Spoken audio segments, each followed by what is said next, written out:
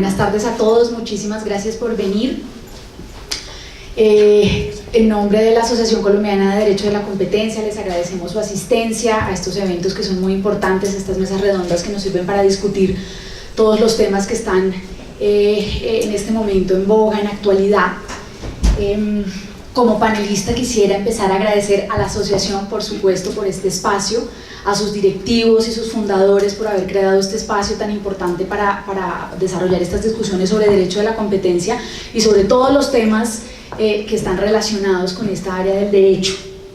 Particularmente dentro de la asociación también un agradecimiento especial al comité académico que nos ha dado siempre la línea y los temas más relevantes que están en este momento y los temas que son de interés para todo el mundo.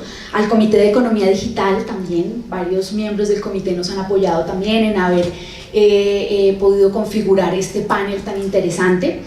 Al capítulo de mujeres también, el día de hoy nos ha apoyado con toda la logística del proceso, y especialmente a Baker McKenzie, que nos acoge hoy en sus oficinas muy amablemente, a Carolina Pardo, su socia, que ha ayudado a coordinar toda esta logística tan especial.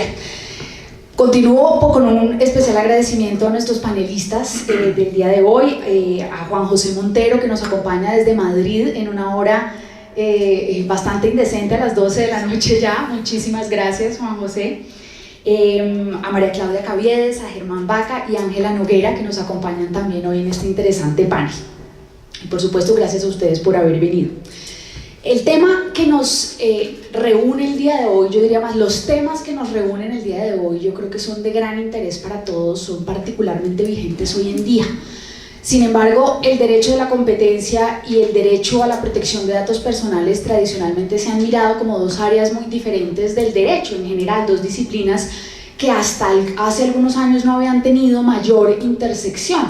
Por un lado, el derecho de la competencia, desde la ley Sherman en 1890, ya tiene sus buenos casi 130 años, ¿no? Ha tenido una gran evolución en Estados Unidos, en la Unión Europea, en Colombia, en toda Latinoamérica, y ya tiene un tiempo obviamente caminando. Siempre ha tenido el derecho de la competencia, su principal objetivo ha sido proteger, o bueno, ha variado a través de la historia, pero en general ha sido proteger al consumidor, la libertad económica, ¿no? Protege los derechos económicos y en general el funcionamiento del mercado y del consumidor, el bienestar del consumidor. Por su parte, el derecho a la intimidad o el derecho a la privacidad, a la protección de datos personales es un poco más nuevo, obviamente ha existido en toda la historia, pero no es sino hasta la posguerra y la Declaración de Derechos Humanos en el 48 que empieza a pensarse ya en un derecho a la intimidad, en todo un derecho fundamental o un derecho humano, y es por supuesto algo muy distinto a lo que se concibe como un derecho económico, ¿no? Es un derecho, en Colombia, un derecho fundamental, está en las constituciones de muchos países. Empieza después de la posguerra a ser adaptado en distintas constituciones, distintas cartas políticas. En nuestra constitución de 1886 no estaba el derecho a la intimidad como tal, se va desarrollando doctrinariamente, pero no es sino hasta la constitución del 91 que ya empieza a ser consagrado el derecho fundamental de la intimidad en Colombia, y posteriormente, y yo diría mucho después, ¿no? En 2012 llega nuestra ley de protección de datos personales, o la ley general, que es la que hoy digamos nos aplica en casi todos los sectores, excepto en los cuales hay regulación especial. Con esto lo que quiero decir, o lo que quería plantearles, es que tradicionalmente han sido dos disciplinas muy distintas, o han sido miradas desde dos ópticas diferentes, una más económica, la otra más de derechos fundamentales y de protección o como del corazón del ser humano. Pero los últimos años, yo diría que desde hace unos 10 años, a raíz de toda la evolución tecnológica, la economía digital, los desarrollos dinámicos, ha empezado a haber una confluencia, una intersección en estas dos disciplinas que ha generado obviamente unos debates muy interesantes. Yo diría que esto empieza cuando empiezan a ocurrir las grandes integraciones entre los gigantes tecnológicos, quizás Google y WhatsApp hace más de 10 años empieza a plantearse cómo afecta el tema de derecho a la competencia, del antitrust, de las concentraciones empresariales a la privacidad, y viceversa. Hoy en día yo creo que el cumplimiento de datos personales, la regulación, cómo afecta justamente esa misma competencia para los incumbentes que han podido pagar o que pueden que están en capacidad de hacer todo ese cumplimiento, y los startups, los emprendedores, que a veces les cuesta más trabajo empezar a dar cumplimiento a esas normas. Entonces creo que esa intersección, y yo diría, pues estoy hablando hace 10 años, 5 años, pero pues para no irnos más lejos, recientes meses, este año, pues todavía más la discusión de protección de datos personales con todo lo que ha ocurrido con Facebook, Cambridge Analytica, hace un año, o hace año y medio, creo 2016, la investigación que abre el Bundeskartell a Facebook por abuso de la posición de dominio relacionado con sus políticas de privacidad, es cuando ya empezamos a ver que realmente pues hay una intersección muy clara, y obviamente desde los distintos puntos de vista se ha analizado cómo debe resultar o qué debe ser esa intersección. Entonces, hoy en día, justamente, en nuestro panel de hoy, la idea es justamente discutir esa intersección, esas consecuencias, y para eso hemos traído a nuestros 4 panelistas que vienen de distintas áreas, ¿no? O de distintos puntos de vista. El profesor Juan José Montero, que es académico, a pesar de que en su hoja de vida no solo tiene academia, ha trabajado en empresa privada, en empresa de auditoría, PricewaterhouseCoopers, tiene una gran experiencia, además de una amplísima trayectoria académica. Tenemos a quien hoy representa nuestra autoridad de protección de datos personales, a la doctora María Claudia Caviedes, quien además lleva bastante tiempo en la Superintendencia de Industria y Comercio, y también tuvo participación en la Delegatura de Promoción a la Competencia, es decir, ella tiene esas 2 visiones también. Tenemos al doctor Germán Vaca, desde el punto de vista hoy en día de la empresa privada, es el General Counsel de Unilever, pero su trayectoria creo que es perfecta para este panel porque justo antes fue comisionado de la Comisión de Regulación de Comunicaciones, antes delegado de Protección de Datos Personales y antes delegado de Protección a la Competencia, ¿sí? Y Ángela Noguera, que nos acompaña también de Garrigues, asociada senior de Garrigues, es abogada y economista, entonces también nos puede dar toda esa perspectiva desde lo que es la práctica privada.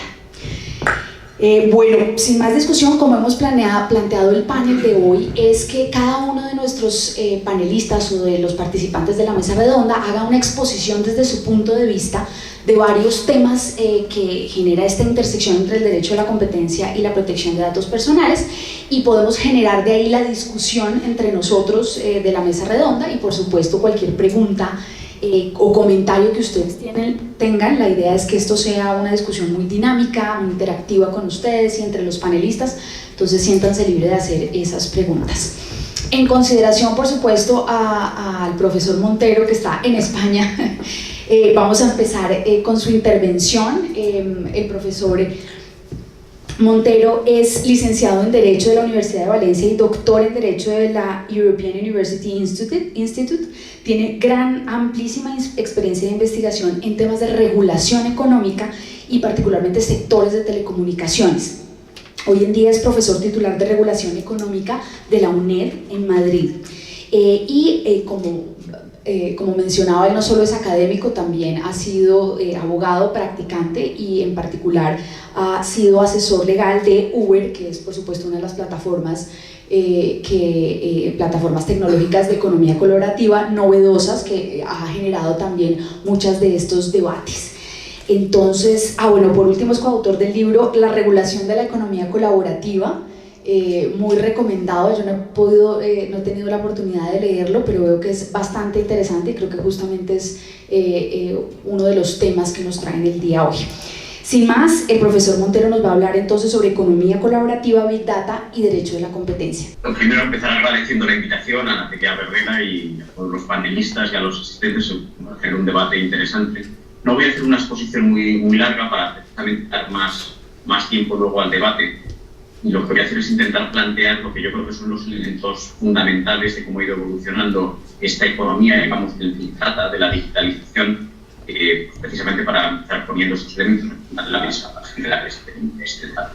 Bueno, lo que nos trae aquí, evidentemente, es el fenómeno de la digitalización, que nace pues, un poco con el nacimiento de las computadoras, los dígitos, los ceros, los unos, primeros ordenadores, nacimiento de Internet, primero las computadoras fijas, móviles celulares, hoy en día el Internet of Things, lo que se está generando es un gran volumen de datos, algunos de ellos personales, pero cada vez menos, porque ya con el Internet of Things estamos viendo que son datos cada vez más comunicaciones entre máquinas y cada vez menos datos personales.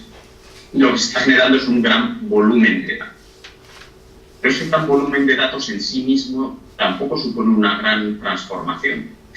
Desde mi punto de vista, la gran transformación no son los datos en sí mismos, sino la capacidad de interacción entre personas, entre organizaciones, incluso entre objetos que permiten estos datos. Lo que se está creando es un nivel de datos, data layers, un término que se viene utilizando en inglés, que está sirviendo de espejo a una realidad física y que está permitiendo, gracias sobre todo a Internet, una serie de interacciones de carácter masivo y muy innovadores, que es lo que está realmente transformando nuestra sociedad. Y aquí juegan un papel determinante las plataformas digitales, que están en el centro de esta transformación. Son las entidades que tienen la capacidad de gestionar los datos y de poner en comunicación a todas estas personas, todos estos objetos. Por lo tanto, ocupan el elemento central. Las plataformas de la economía colaborativa, los Airbnb, Uber, son uno de los principales ejemplos de plataformas digitales, pero no son ni mucho menos los únicos ejemplos. Yo, más que hablar estrictamente de plataformas de la economía colaborativa, lo que quiero es ampliar un poco el foco y hablar de plataformas digitales. Y prácticamente toda la economía digital, todo Silicon Valley gira alrededor de estas plataformas digitales. Facebook es una plataforma digital, Google es una plataforma digital, Amazon tiene muchos elementos de plataforma. Todos los grandes actores en Silicon Valley, en gran medida o tangencialmente, se configuran como plataformas digitales. Y estas plataformas digitales están dando pie a una gran concentración en el mercado, con una serie de problemas económicos, pero más allá también en lo que es de los datos muy avanzado. Y se está empezando a plantear un modelo de intervención pública para controlar este tipo de actividades de las plataformas. Se plantea una intervención del derecho a la competencia, que es el núcleo de la Unión Europea. También se está planteando más allá una intervención, digamos, de carácter regulador, más allá de lo que es de la aplicación de derecho. Y el núcleo duro del el impacto de lo que están teniendo formas que es un modelo central para la intervención es la aparición de lo que se llama network effects, efectos en red, alrededor de estas plataformas, que son los que están generando la concentración y un potencial efecto de winner take all, un efecto de concentración llega incluso a la monopolización de cada uno de los segmentos por alguna de las plataformas. Y en concreto yo creo que se pueden identificar tres efectos de red diferentes que se ponen y refuerzan unos a otros. Para empezar tenemos lo que se llama los efectos de red directo. Es el efecto, un buen ejemplo de lo que sería un que permite comunicaciones e interacciones entre personas diferentes que utilizan esa red. Este no es un efecto nuevo, este es un efecto que está muy estudiado, por ejemplo, en telecomunicaciones. Una red de telecomunicaciones que une a tan solo una persona con su teléfono tiene un valor cero, no se paga con nadie. Una red que me permite hablar con todos los usuarios de teléfonos, no solo de un país, sino del mundo, tiene un valor máximo.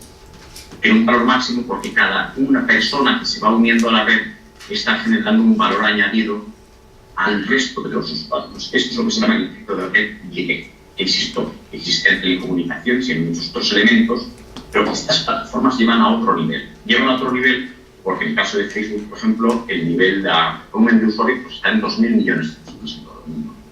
Y por tanto, el efecto de red que se está generando es realmente brutal. Realmente muy difícil de aprender con, digamos, con una experiencia humana, lo que realmente significa una red social que permite interaccionar 2.000 millones de personas. La eficiencia económica que aporta una red que permite interaccionar a 2.000 millones. Por tanto, efectos de red directos. Segundo punto, efectos de red indirectos. Y esta es la gran novedad de las plataformas. Las plataformas no solo permiten interaccionar a personas que pertenecen, por ejemplo, a un mismo grupo, con las que pertenecen a una red social, o una red de comunicaciones, sino que permite interaccionar a personas pertenecientes a grupos diferentes con intereses. Es el caso del Facebook, donde interaccionan no solo los usuarios de la red social, sino los anunciantes también. Y un ejemplo más claro todavía es el ejemplo de Uber. Uber es una plataforma que interacciona con una carga de conductores y con una carga de pasajeros. Cuantos más pasajeros, más interés se crea en los conductores. Cuantos más conductores, más atractivo es el servicio para los pasajeros. Y eso tiene unos efectos económicos muy relevantes. ¿Qué significa? ¿Qué efecto indirecto se está generando, por ejemplo, en la red de una plataforma como Uber? Yo como usuario, como pasajero, no es lo mismo que me conecte a la plataforma y vea que en mi ciudad, en Madrid, hay 10 coches y va a haber un tiempo de espera que uno de los coches venga a recogerme 10 o 15 minutos.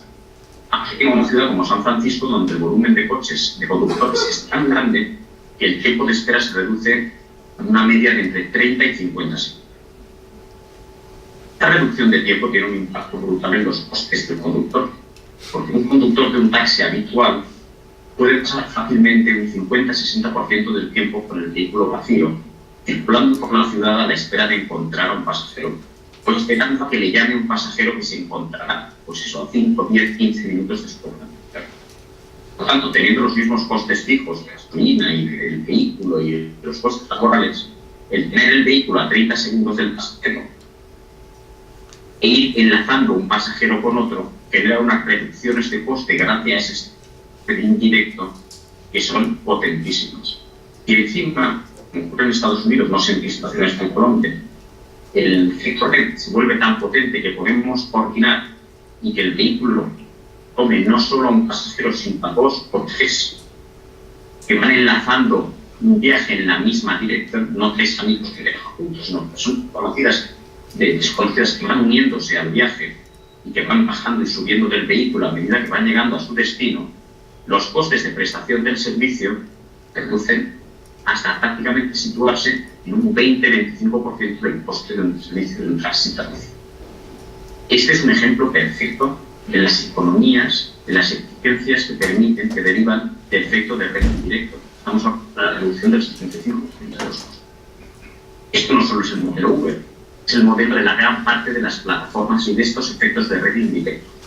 Están transformando no solo la economía más virtual tipo Facebook o búsquedas de Google, la interacción con los anunciantes, sino que están empezando a tener un impacto directo en la economía física, en las telecomunicaciones, con empresas como WhatsApp, como Skype, en el transporte, con Uber y otras de este tipo, en energía, en banca. Y según las palabras del que fue CEO de Google, en un libro sobre su empresa, los efectos red y estas plataformas van a alcanzar cualquier sector y esto es una transformación de plataformas. Más allá de lo que se explica en la economía colaborativa, el modelo Facebook, esto va a alcanzar cualquier actividad económica. Y el tercer efecto de red, y este es el quizá el que más interesante para la sesión de hoy, el efecto de red es lo que se llama el data network. Y es que todas estas plataformas están acumulando un volumen de datos muy grande.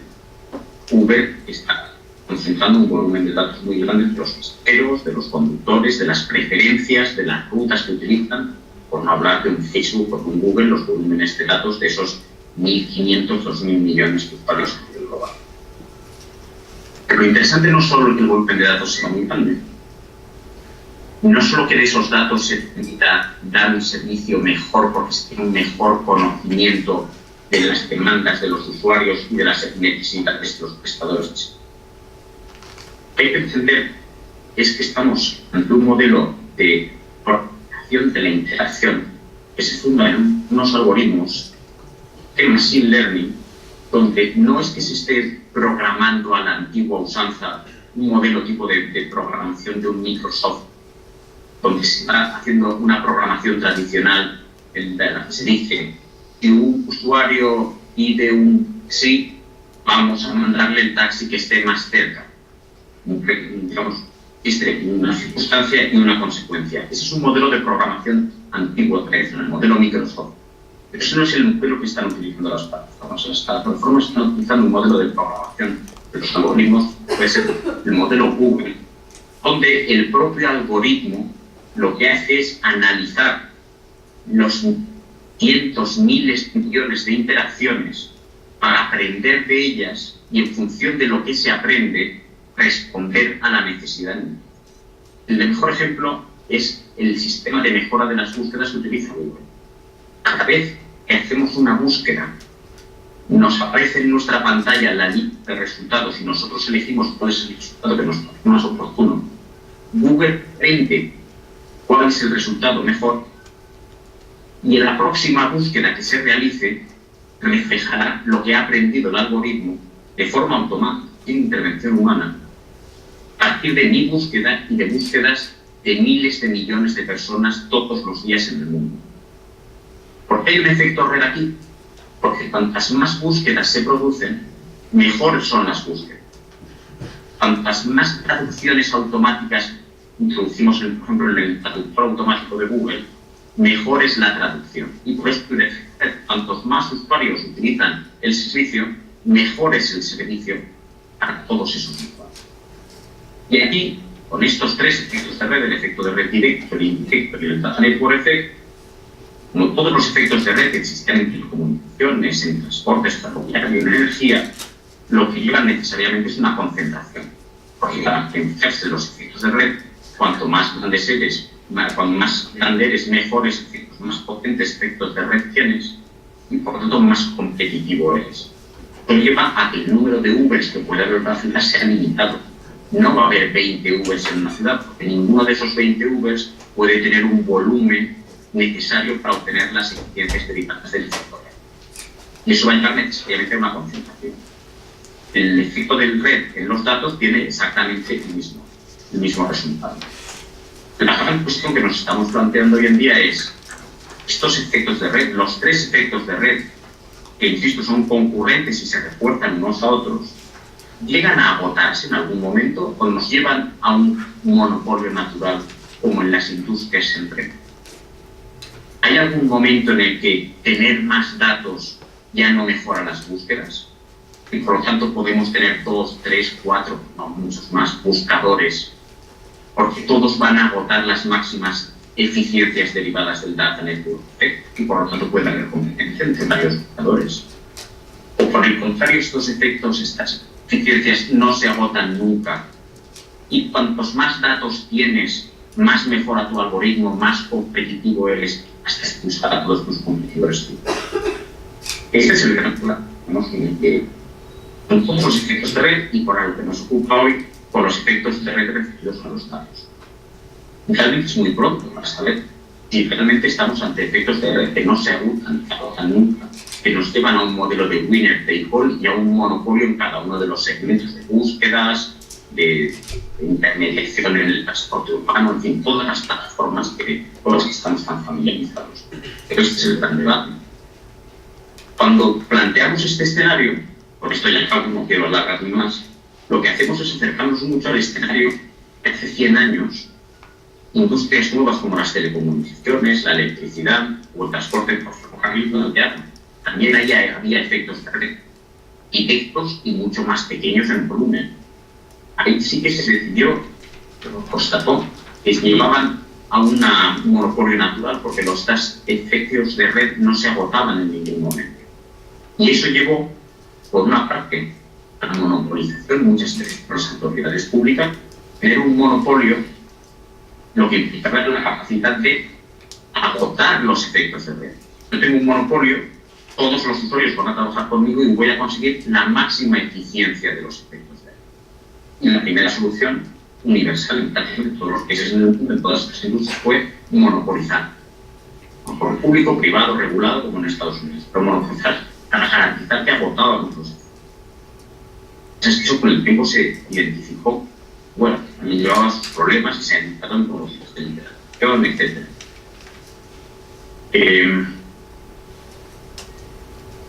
No es casualidad que de esa misma época nace el derecho de la competencia.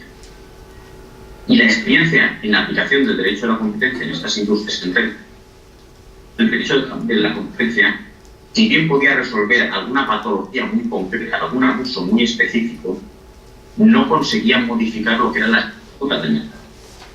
Este desarrolló toda la doctrina de las essential facilities, es el derecho de la competencia, para atajar los efectos de red, los efectos negativos del network effect en el sector ferroviario. Pero se llegó a la conclusión de que esa doctrina de las essential facilities, insisto, podía resolver una patología concreta, pero no resolvía el problema estructural de la dominancia de que llevaba prácticamente al monopolio natural debido a estos efectos de red. Y viniendo al día de hoy, ¿puede el derecho de la competencia realmente atacar los efectos winner-take-all, la estructura del mercado que se está generando? No en todas las plataformas, pero totalmente sí en algunas de ellas. Puede atajar algún abuso, pero no modificar realmente la estructura del mercado. Y nos vamos a encontrar en situaciones parecidas a las que nos vimos en telecomunicaciones, radio y eléctrica. Y por lo tanto va a ser necesario regular esos mercados. Este para mí es el gran debate que tenemos encima de la mesa. Y yo, que empecé trabajando en derecho de la competencia y regulación sectorial, y hice mi tesis precisamente sobre la interrelación entre los dos instrumentos de intervención pública en el sector de las telecomunicaciones, lo que avanzo es que la primera línea de intervención será el derecho de la competencia, porque es un derecho más ágil. Tal que significa exposta a cualquier realidad. Pero el derecho a la competencia no va a resolver los problemas estructurales de concentración del mercado que a los dos sectores. Y si realmente se consolidan unas posiciones como las puede tener Facebook, como las puede tener Google, en mercados de publicidad, con unos crecimientos espectaculares y con unas cuotas de mercado ya en lo que es el conjunto de la publicidad mundial en cualquier soporte, ya no es publicidad. Los problemas que se están planteando van mucho más allá y están mucho más allá de ser problemas estrictamente económicos, problemas políticos, de público, de pluralismo, y que van mucho más allá de los problemas estrictamente de los datos personales, son datos de cualquier tipo. Y sí, insisto, el derecho a competencia puede tener un rol en un primer momento. Yo creo que cada vez más lo que vamos a ver es una necesidad de intervención regulatoria mucho más y en eso están las autoridades europeas. La Comisión Europea está desarrollando toda una estrategia de regulación de las plataformas que va mucho más allá, que incluye asuntos, casos de aplicación de esta competencia. Ya hemos visto el primero con Google, pero que va más allá, que es una intervención regulatoria más decisiva. No en todas las plataformas, yo creo que no hay que partir que todos los segmentos van a llevar a monopolios, no creo que esa sea la situación. Creo que tenemos que ser muy cautos y limitar la intervención a aquellos momentos en los que realmente se acredite situaciones de mercado muy consolidados y muy negativos, pero creo que tenemos que ir empezando a ver cómo resolver estos problemas. En el tránsito entre el siglo XIX y el siglo XX, tardó más de 30 años en afinar el derecho de la competencia y la regulación sectorial para dejar el poder limitado de estos comunicaciones, de electricidad, de transporte ferroviario. Esperemos que ahora tardemos menos en desarrollar unos instrumentos de intervención. Aquí lo dejo. Creo que nos deja a todos pensando mucho. Creo que su conclusión es básicamente que es un instrumento, el derecho de la competencia es un instrumento para intervenir las patologías que pueden generar estos nuevos mercados, pero que definitivamente no va a acabar con todas estas patologías y estos otros problemas, y yo creo que eso es una posición muy interesante. Continuemos entonces con la doctora María Claudia Caviedes. Como ustedes conocen, la doctora Caviedes es la superintendente delegada de protección de datos personales de la Superintendencia de Industria y Comercio, es abogada de la Universidad Externado de Colombia y tiene una especialización en Derecho de los Negocios y Derecho Contractual y Relaciones Jurídico-Negociales. Ha trabajado en la Superintendencia de Industria y Comercio hace ya bastante tiempo. La Superintendencia de Industria y Comercio, para ponerle en contexto al profesor Montero, es nuestra autoridad, que no es no solo la autoridad en protección de datos, sino en protección a la competencia, en metrología, en consumidor, en propiedad industrial, en todo lo que tiene que ver con esa supervisión de la industria y el comercio. Entonces, en el curso de esa trayectoria por la superintendencia, pues la doctora Caviedes ha trabajado en la oficina de asesora jurídica, en la delegatura de protección a la competencia y desde 2012 en la delegatura de protección de datos personales, primero como asesora y ahora como delegada. Entonces, doctora Caviedes, bienvenida. Buenas tardes a todos, ya entrando la noche al parecer. Muchas gracias, Natalia, por la presentación. Lo primero es precisar que aquí quien tiene toda la ventaja es el doctor Vaca. Toda la experiencia del mundo trabajando en la Delegatura de Promoción de la Competencia, luego Protección de la Competencia y en datos personales igualmente, entonces tiene una ventaja impresionante. Mi paso por la Delegatura de Promoción de la Competencia fue corto, 1 año y un poco más de 1 año, la verdad. Pero ya centrándonos, luego de escuchar esta intervención, propiamente desde la perspectiva del derecho de la competencia, voy a comenzar por lo básico, por lo sencillo en protección de datos personales. Ya el doctor Vaca nos centrará más la temática entre datos personales y protección de la competencia, pero en protección de datos personales, como lo decía Natalia, en Colombia partimos de que se trata de un derecho fundamental. Hablamos del titular de la información, una persona natural, titular de derechos y en este caso respecto de su información personal. En esa medida, lo que la autoridad siempre quiere dejar como punto de referencia estamos hablando de datos que pertenecen a ciudadanos, no datos que pertenecen a empresas, sociedades, organizaciones. La información nos pertenece a cada uno de nosotros, obviamente hablando del dato particular. En esa medida, cuando una empresa se aproxima a una persona para recoger su información, lo que se viene haciendo, por supuesto, de toda la vida, lo que se pretende es que sea absolutamente transparente con la persona respecto de la información que le entrega en cuanto a para qué la recoge y qué va a hacer con ella, para qué la necesita. En la ley, adicionalmente en desarrollo de jurisprudencia, están sentados todos los principios que rigen ese tratamiento de datos personales. Tenemos principios que le garantizan a las personas el respeto del manejo o el respeto frente al manejo de su información personal, comenzando por el principio de libertad. ¿Qué implica el principio de libertad? Es la necesidad de pedir esa autorización de cada uno de nosotros para recoger y utilizar nuestros datos personales. Cuando se recoge la autorización, tampoco puede ser una autorización simple y llana, donde simplemente se nos diga usted me autoriza a recoger sus datos personales y punto. Deben informarnos el para qué y el qué se va a hacer. Allí es donde empezamos a tener un poco de inconvenientes y en particular cuando nos referimos a estas plataformas que están recogiendo grandes cantidades de información. Cuando queremos en realidad conocer qué es lo que se va a hacer con nuestros datos, además que no llegan personalmente a decirme me entregas tu información, sino que simplemente me remiten a una política de privacidad bastante extensa y en muchos casos poco clara. Y en realidad cuando leemos esas políticas de privacidad para enterarnos para qué están pidiendo nuestra información, si es que llegamos a ese punto de ir a revisar la política de privacidad y no simplemente hacer un clic en un checkbox diciendo acepto términos y condiciones y políticas de privacidad, si llegamos a leer es bastante complejo. Son muy extensas, creería uno que son muy específicas, pero después de leerlas en realidad no entendemos qué es lo que se va a hacer con nuestra información. Por eso preferimos en la mayoría de los casos obviar ese paso. Nos parece muy interesante el servicio que nos ofrecen y simplemente aceptamos las condiciones y términos que allí fijaron, porque además son lo que podríamos decir términos de adhesión. No hay posibilidad de controvertir o decir no, pues estoy interesada en darle autorización para ciertas cosas, pero no para todo lo que usted me está proponiendo.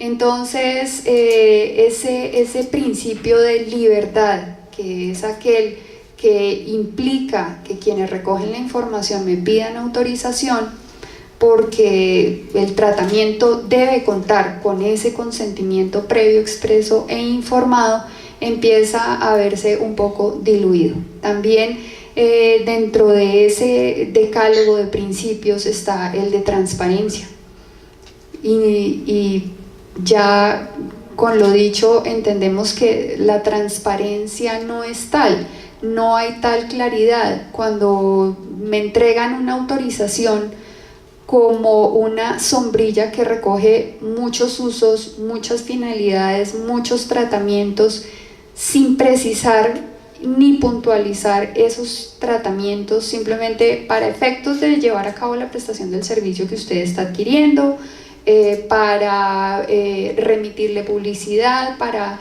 compartirle información con nuestros aliados, que no sabemos quiénes son los aliados ni tampoco qué van a hacer esos aliados con la información. Entonces el principio de transparencia también va fallando. Otro principio particular, que es el de acceso y circulación restringida. Como lo decía, muchas de esas autorizaciones se construyen para permitir compartir o divulgar nuestra información, sin explicarnos en realidad con quién la están compartiendo, por qué la van a divulgar y qué se va a hacer con ella. Entonces, comenzando por estos principios es donde empezamos a ver dificultades frente al manejo de nuestra información personal. ¿Y qué tiene que ver con el tema de competencia?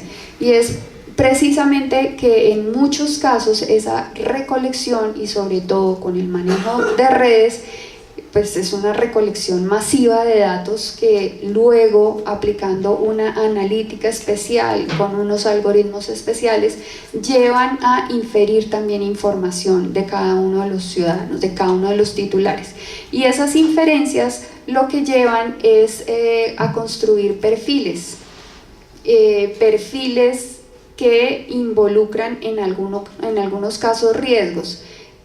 Aquí estamos hablando un poco como de riesgos, de peligros, de lo que se observa, pues porque la temática es sacar a relucir cuáles son los problemas que trae la competencia asociada con el tratamiento de datos personales, sin pretender satanizar el uso de redes, la recolección propiamente masiva de datos, el uso de analítica. Hay fines que son muy loables y que han beneficiado a la sociedad.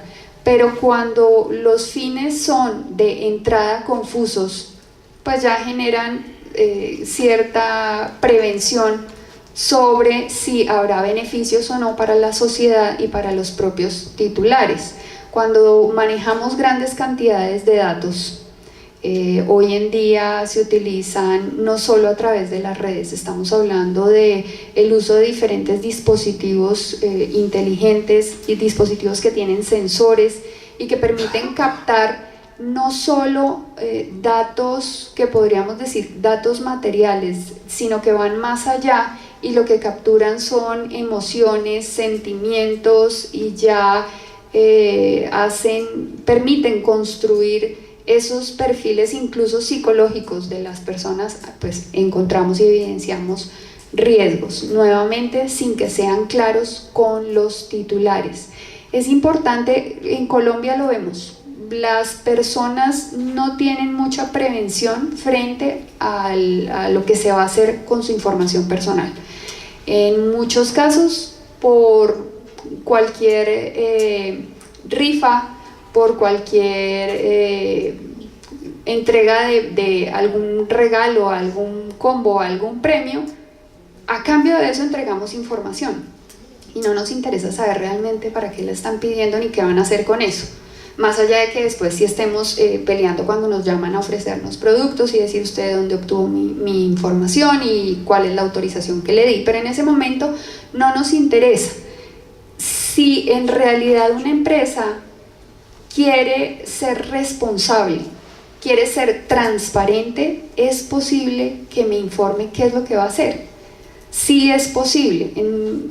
Lo escuchamos en la entidad en muchos casos donde dicen es que es muy complejo, y tratándose de analítica de datos, el argumento que siempre sale a flote es que no siempre sabemos incluso para qué vamos a terminar utilizando la información. Es que ni siquiera se sabe en realidad en muchos casos qué información es la que van a terminar obteniendo por aquella información, no solo entregada directamente del titular, sino aquella que termina siendo inferida e incluso observada del comportamiento del titular. Entonces, en los casos de competencia, cuando ya hay esa recolección masiva, cuando podríamos estar hablando de un monopolio en datos, ya hay alguien que tiene ese dominio de toda la información, pues la puede manejar y la puede manipular a su gusto, independientemente incluso de si lo que haga le va a traer inconvenientes o no con los posibles usuarios o titulares de esa información. Hay casos donde ya es tal el poder que tiene una empresa o una compañía con el uso de datos que puede darse el lujo de obviar la transparencia, obviar las autorizaciones y simplemente recoger esa información porque las personas simplemente entregamos datos a cambio de lo que nos parece que es una buena experiencia o un buen servicio, independientemente de las consideraciones de si es una empresa responsable, si es transparente. Y esto obviamente le trae unas ventajas respecto de su competencia. Quien sí está siendo transparente, quien sí está siendo leal con los consumidores, quien sí está recogiendo las autorizaciones como debe con los distintos titulares, en algún momento puede verse en desventaja con sus competidores y en especial si estos ya están en un estado de monopolio. Entonces, por ahora también lo quiero dejar así, tal vez tú aterrices un poco más con el tema de la competencia. Claro que ya hice la introducción más o menos, pero pues nuevamente el doctor Germán Vaca es hoy en día General Counsel para América Central y la región andina de Unilever. Inmediatamente antes fue comisionado de la Comisión de Regulación de Comunicaciones, superintendente delegado de protección de datos personales y superintendente delegado de protección a la competencia, consecutivamente, no al tiempo obviamente. Germán, además creo que es importante poner de presente, tiene recientemente escrito y publicado el artículo, ¿cierto? Sí, ¿Cuándo es? De febrero de 2008, un artículo que se titula el papel que desempeñan los regímenes de competencia y de protección de datos personales en la era del Big Data. Entonces creo que es perfectamente conveniente para este panel y en general para esta discusión tan interesante. Muy bien, frente al tema, yo quisiera simplemente empezar por una anécdota, y es cuando tuve la oportunidad de pasar de la Delegatura de Protección de la Competencia a la Delegatura de Protección de Datos Personales. Muchos de mis amigos del gremio del régimen de competencia, digámoslo así, me decían: usted está loco, usted para qué va a hacer allá en protección de datos, no tiene nada que ver con el derecho de la competencia en cuanto a estructura, en cuanto a bienes jurídicos tutelados, en cuanto a procedimientos, ¿por qué se va para allá? Sin embargo, en el año 2015 Alemania y Francia hicieron un documento conjunto en cuanto a derecho a la competencia, y el documento lo titularon Los retos del Big Data frente al derecho a la competencia. Y ese documento me llenó de ideas y de razones para entender que hay una relación no tangencial sino directa y profunda entre los dos regímenes. Y tan directa y profunda es que en el régimen recientemente en curso, desde el 25 de mayo, el GDPR, régimen de protección de datos europeo, incluyó un elemento en donde ese régimen lo que tiene como filosofía es darle mucho más poder al ciudadano, al titular de los datos, pero incluyó un punto que es fundamental para el régimen de competencia, que es la portabilidad de datos.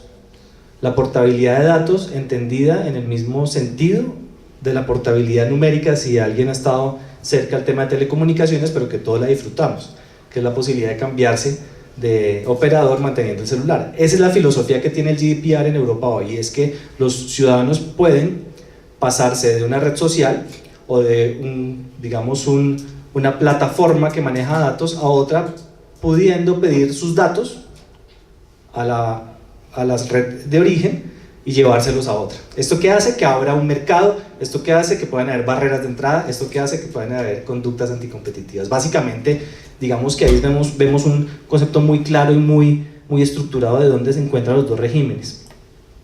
Y nos lleva a esta afirmación. y es de dónde o hasta dónde el régimen de competencia debe ser aplicado en la era digital o en las nuevas figuras digitales, digámoslo así, no solamente en el tema del Big Data o en el manejo de datos personales, sino en todas las que incluso el profesor Montero ahorita habló, por ejemplo, inteligencia artificial, que vamos a hacer cuando eventualmente los aparatos empiecen a acordar precios en determinados mercados. Eso va a pasar o está pasando en ciertos mercados. Entonces, la gran pregunta frente a la cual tenemos que buscar respuestas es: ¿el derecho colectivo de la libre competencia se tiene que modificar frente a esta situación? ¿O es esta situación la que tiene que adaptarse a un régimen que está incluso en muchos países como el nuestro, en nuestra Constitución? Esa es la gran premisa y la gran pregunta que deberíamos empezar a resolver. Este simplemente es para que recordemos un poco y explicarles o tratar de traer a colación el tema de economías dinámicas o creación destructiva. Esta es una revista, la revista Forbes de año 2007, si no estoy mal. Y lo que plantea la revista es que el rey de la telefonía móvil o de los aparatos terminales, los equipos terminales, pues era Nokia. Y se plantea que tiene 1 billón de clientes. Y la pregunta que se hace en la revista es: ¿será que alguien va a poder alcanzar a Nokia en el mercado? Y esto fue hace 10 años. Eso es economía dinámica, eso es creación destructiva, y la estamos viendo no solamente en aparatos, sino la estamos viendo en los servicios y los productos. Facebook, podemos eventualmente hablar que hoy pues es un gran competidor en el mercado, especialmente de red social, como así lo han planteado en Europa. Sin embargo, estamos viendo cómo las nuevas generaciones, y esto es una tendencia ya marcada, no ven a Facebook como una alternativa tan atractiva. Estamos viendo cómo incluso en menos de 15, 20 años ya Facebook no está enfrentando tanto los problemas. Claro, tiene los problemas que tiene en protección de datos, pero además de eso tiene problemas serios en cuanto a la atracción que tiene frente a nuevos clientes. Y entonces, ¿será que Facebook está destinado en un futuro? Hoy nos parece ilógico, como les parecía hace 10 años Nokia, que no existe ya como operador o como agente vendiendo equipos terminales. Les parecía ilógico que Nokia se fuera del mercado. Puede que hoy veamos a Facebook como una empresa que nunca se va a acabar, pero puede que en 10 años cambie. Eso es economía dinámica y es fundamental entenderlo cuando uno aproxima el derecho a la competencia a todos estos temas de la era digital. Esto simplemente para mencionar una revista The Economist también del año pasado, en donde se plantea lo que está pasando, y es: los datos son el nuevo petróleo. Tal vez ni siquiera lo preguntan, lo afirman. Salen las empresas a buscar datos, muchas veces, como lo decía la doctora María Claudia, sin saber para qué los quieren, pero salen a buscar datos y a ver qué se hace con eso y cómo se explotan. Entonces, sin duda es un elemento propio de competencia, es un activo que ya había sido reconocido como tal, incluso por la autoridad de supervisión de datos hace casi 4 o 5 años. Ya voy a presentar eso. Esto para que veamos las dimensiones, las 10 empresas más importantes del mundo con mejor turnover, y en las 10 empresas vemos 5 tal vez de economía digital. Esto es lo que está pasando hoy, y todas estas empresas obviamente manejan los datos como una de las fuentes de ingreso también. Tal vez no sea su fuente de ingreso principal, pero sí es una fuente de ingreso. Sin duda Facebook explota nuestros datos no solamente para tomar decisiones, etcétera, sino los vende también, o los puede utilizar para temas publicitarios, y eso digamos que es un hecho. Simplemente para que tengan en cuenta, dentro de este listado, en el puesto 20 está el Banco de América, para que vean las dimensiones de los ingresos que pueden estar percibiendo estas empresas. Estas son cifras del año 2017. Como decía, la Autoridad Supervisora de Protección de Datos Europea desde el año 2014 ya planteaba los datos o el Big Data como un activo susceptible de darle poder de mercado a los agentes. Es decir, lo interpretaba como un activo, como cualquier otro activo, que le puede dar a un agente en el mercado la posibilidad de determinar las condiciones de manera directa o indirecta, como lo determina la ley de competencia. Entonces vemos cómo incluso desde el régimen de protección de datos ya se tiene esa visión del valor que hay que darle a los datos. Y Big Data hay que hacer varias precisiones frente al Big Data. Big Data, la doctora María Claudia me corrige si me equivoco, es simplemente la reutilización de los datos. Los datos tienen una finalidad cuando se recolectan y cuando se van a reutilizar de una u otra forma, pues eso ya empieza a constituir eventualmente Big Data. Hay que decir que el Big Data, hay unos datos que son estructurados y otros no estructurados. Los estructurados son los que se pueden manejar, manipular, se pueden analizar de manera mucho más sencilla. Los no estructurados son los que, en mi opinión, son como ese petróleo que todavía está debajo de la tierra, que todavía no han podido explotarlo. Es decir, son muchísimos datos que están en la nube, pero que no se sabe todavía cómo organizarlos y cómo lograr que se materialice su explotación.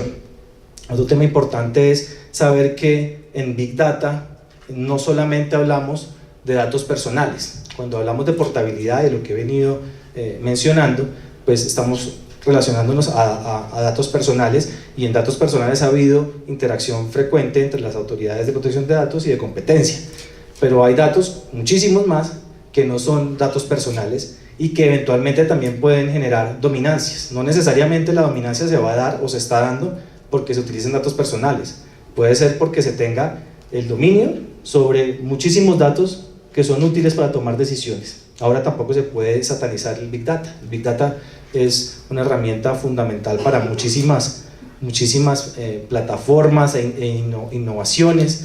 En temas de salud, por ejemplo, se está utilizando muchísimo para poder enviar conocimiento desde centros de conocimiento y de medicina de alto nivel a lugares donde nunca han tenido ese acceso. Entonces se anonimiza la información de, por ejemplo, consultas de médicos de primer nivel, y esa información anonimizada se envía a regiones lejanas y pobres, en donde el médico local puede meterse en una especie de buscador, encuentra los síntomas y toma las decisiones basadas en muy buenas aproximaciones de médicos de primer nivel. Entonces Big Data, el mensaje tampoco hay que satanizarlo, simplemente que es un elemento, un activo más dentro de un mercado que hasta ahora estamos, que sigue en evolución y estamos conociendo. ¿Cuál es la gran duda? ¿Intervención o no intervención? Frente a la intervención están quienes afirman que van a la posición, digamos, más clásica, y es el Big Data es un activo, el activo puede dar dominancias, el activo puede generar conductas colectivas, anticompetitivas, entonces hay que intervenir con el derecho de la competencia tradicional. Pero hay otra línea que es la no intervención, en donde varios de quienes están defendiendo la no intervención dicen: primero, no conocemos todavía qué es lo que estamos enfrentando. Hay que dejar desarrollar la innovación, porque si intervenimos podemos coartar la innovación, y lo que nos ha llevado hasta donde estamos es la innovación. Además, segundo, y esto ya un poco más aterrizando el derecho a la competencia, dicen: oiga, muy interesante que el derecho a la competencia se quiera meter, pero ¿dónde está la teoría del daño acá? ¿A quién se está dañando con el manejo de Big Data o con el manejo de datos a gran nivel, masivos, desde el punto de vista de competencia? No estoy hablando de infracciones desde el punto de vista de protección de datos. Desde competencia, ¿quién se está dañando? Y están quienes defienden eso. Quienes están a favor, entre ellos pues está Ariel Israchi, pero básicamente defienden el hecho de que sí tiene que haber una intervención, una participación, sobre todo una participación del derecho a la competencia frente a estos nuevos fenómenos. Países como Francia y Alemania especialmente están enfocados en aterrizar el derecho a la competencia al Big Data, y lo han demostrado no solamente con el documento que plantearon, sino con las investigaciones que ya se ha mencionado en contra de Facebook por el manejo de las cláusulas de privacidad y cómo esas cláusulas pueden ser obstructivas de esa portabilidad de la que hablamos hace un rato. Entonces vemos como Francia y Alemania, si son mucho más activas, vemos como ocurre siempre, además en protección de datos, Estados Unidos es mucho, no voy a decir laxo, pero tiene una posición menos intrusiva, y en donde se va más a regla de la razón, se va más a teoría del daño.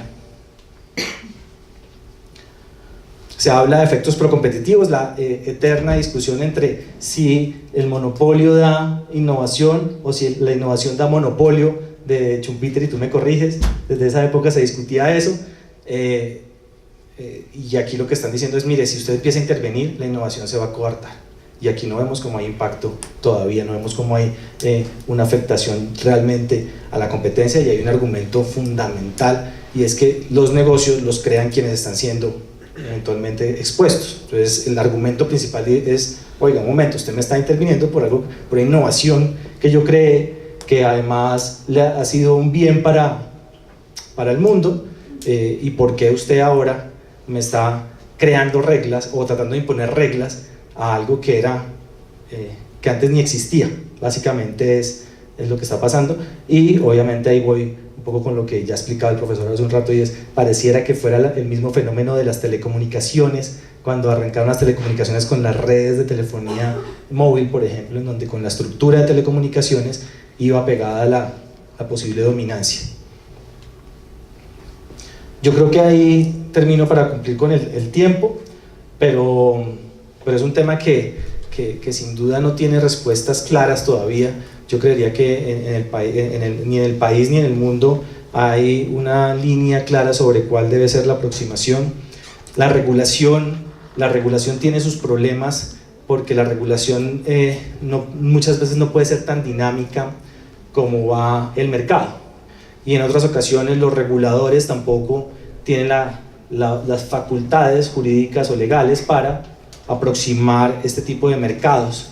No sé si la intervención ex ante, y ahí lo pongo como un punto de inquietud frente a la primera propuesta, no sé si la intervención ex ante a través de regulación vaya a ser o pueda ser la intervención ideal en estos temas. Muchas gracias. Sigamos por último en estas intervenciones iniciales con Ángela Noguera. Ángela es abogada de la Universidad de los Andes y es economista también de la Universidad de los Andes. Tiene un máster en Derecho de Negocios Internacionales de la Universidad de Tilburg, en el cual obtuvo grado cum laude, y tiene una especialización de Derecho de la Competencia Europeo y Español en el Instituto de Estudios Bursátiles de Madrid. Trabajó como asesora del Superintendente de Industria y Comercio en temas relacionados con Derecho de la Competencia, y actualmente es asociada senior en Garrigues, Colombia, en las áreas de Derecho de la Competencia, Infraestructura y Protección de Datos Personales. Ángela y su equipo hacen efectivamente asesorías en materia de cumplimiento de datos personales a empresas me contabas, desde startups hasta grandes compañías de tecnología e innovación. Entonces, Ángela, bienvenida. Mil gracias, Natalia, gracias a ustedes por estar aquí, y gracias a la asociación por abrirnos este espacio de debate, y gracias también pues a María Claudia y a Germán al profesor Montero por las intervenciones que han hecho. Yo quiero un poco recoger lo que han dicho todos los anteriores panelistas, primero empezando por hacer una reflexión sobre qué son los datos. Los datos, pues como lo decía Germán, están catalogados ahora o la información está catalogada como un activo. Germán mencionaba que son un activo que incluso puede ser, hacerse una analogía con el petróleo, que es pues un bien muy preciado, que ha movido, digamos, la economía en los últimos 100 años o más.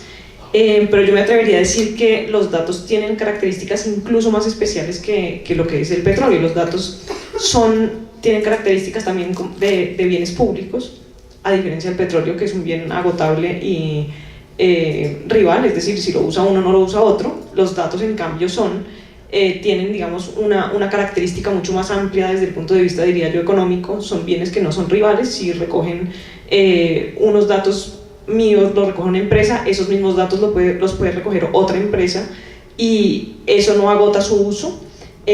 También pues están disponibles, digamos, en el mercado, casi como el aire, diría yo, que se puede usar por muchas personas y para diferentes usos, y pues eso los hace también no excluyentes.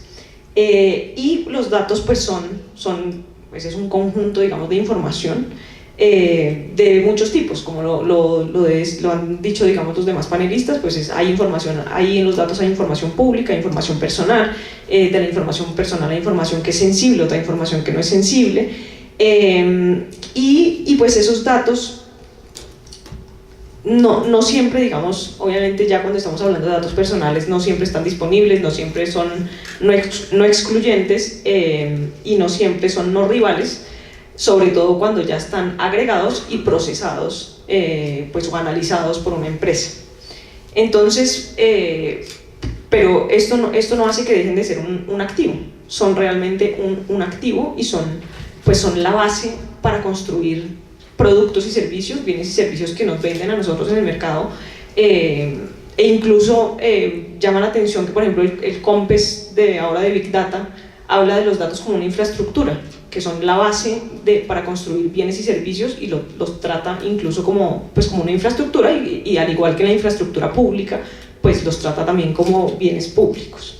Entonces, pues eso es importante, digamos, me parece interesante, digamos, para enriquecer esta discusión, que no estamos hablando de una información cualquiera o de unos activos cualquiera, sino de unos activos con unas características que son pues muy interesantes.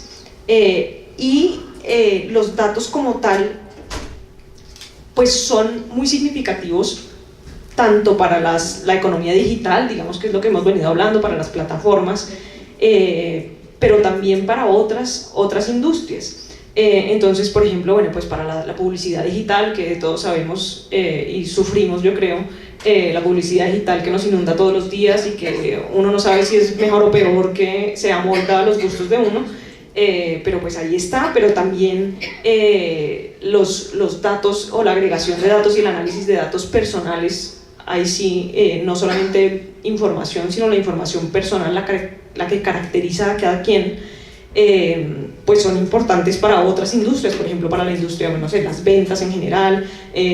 Hablaba María Claudia ahora de la información que recogen de nosotros, información biométrica, que incluso hace de nosotros perfiles psicológicos para las ventas en las tiendas de ropa o en las tiendas de retail, donde hay sensores de movimiento, sensores de permanencia, entonces saben cuánta gente se quedó frente a cuál góndola, en cuánto tiempo. Incluso hay cámaras donde toman nuestros datos biométricos y ven la reacción, si a uno le gustó no sé, si es una tienda de ropa, si a uno le gustó esa ropa o no le gustó esa ropa, si a esa ropa se acercan las viejitas de 75 años o las mujeres de 27, o si se acerca todo el público, y ahí pues digamos construyen un montón de información, pues también con la geolocalización y tantas otras cosas que hay, y pues obviamente también sirve para otras muchísimas cosas, como para saber, dime con quién andas y te diré quién eres, ahí sí que es cierto. Entonces si es una plataforma digital, entonces cuál es el círculo de amigos que uno tiene, el círculo de amigos de los amigos que uno tiene, las tendencias políticas ahora tan de moda, las tendencias religiosas, las búsquedas que uno hace, y pues son, digamos, ahí sí los datos personales en el más puro sentido, porque están individualizando a cada quien con sus preferencias, incluso con su forma de ser, o con pues los hábitos que tiene de todo tipo. Entonces pues eso, por supuesto, es un activo importantísimo, y ya deja de ser, ya con esos datos personales que tenemos, pues eso deja de ser mera información, eso ya se convierte en un producto. Pero a mí lo que me parece curioso de los datos es que tienen esa doble característica de ser insumo y producto, porque el dato como tal pues es un insumo para una empresa,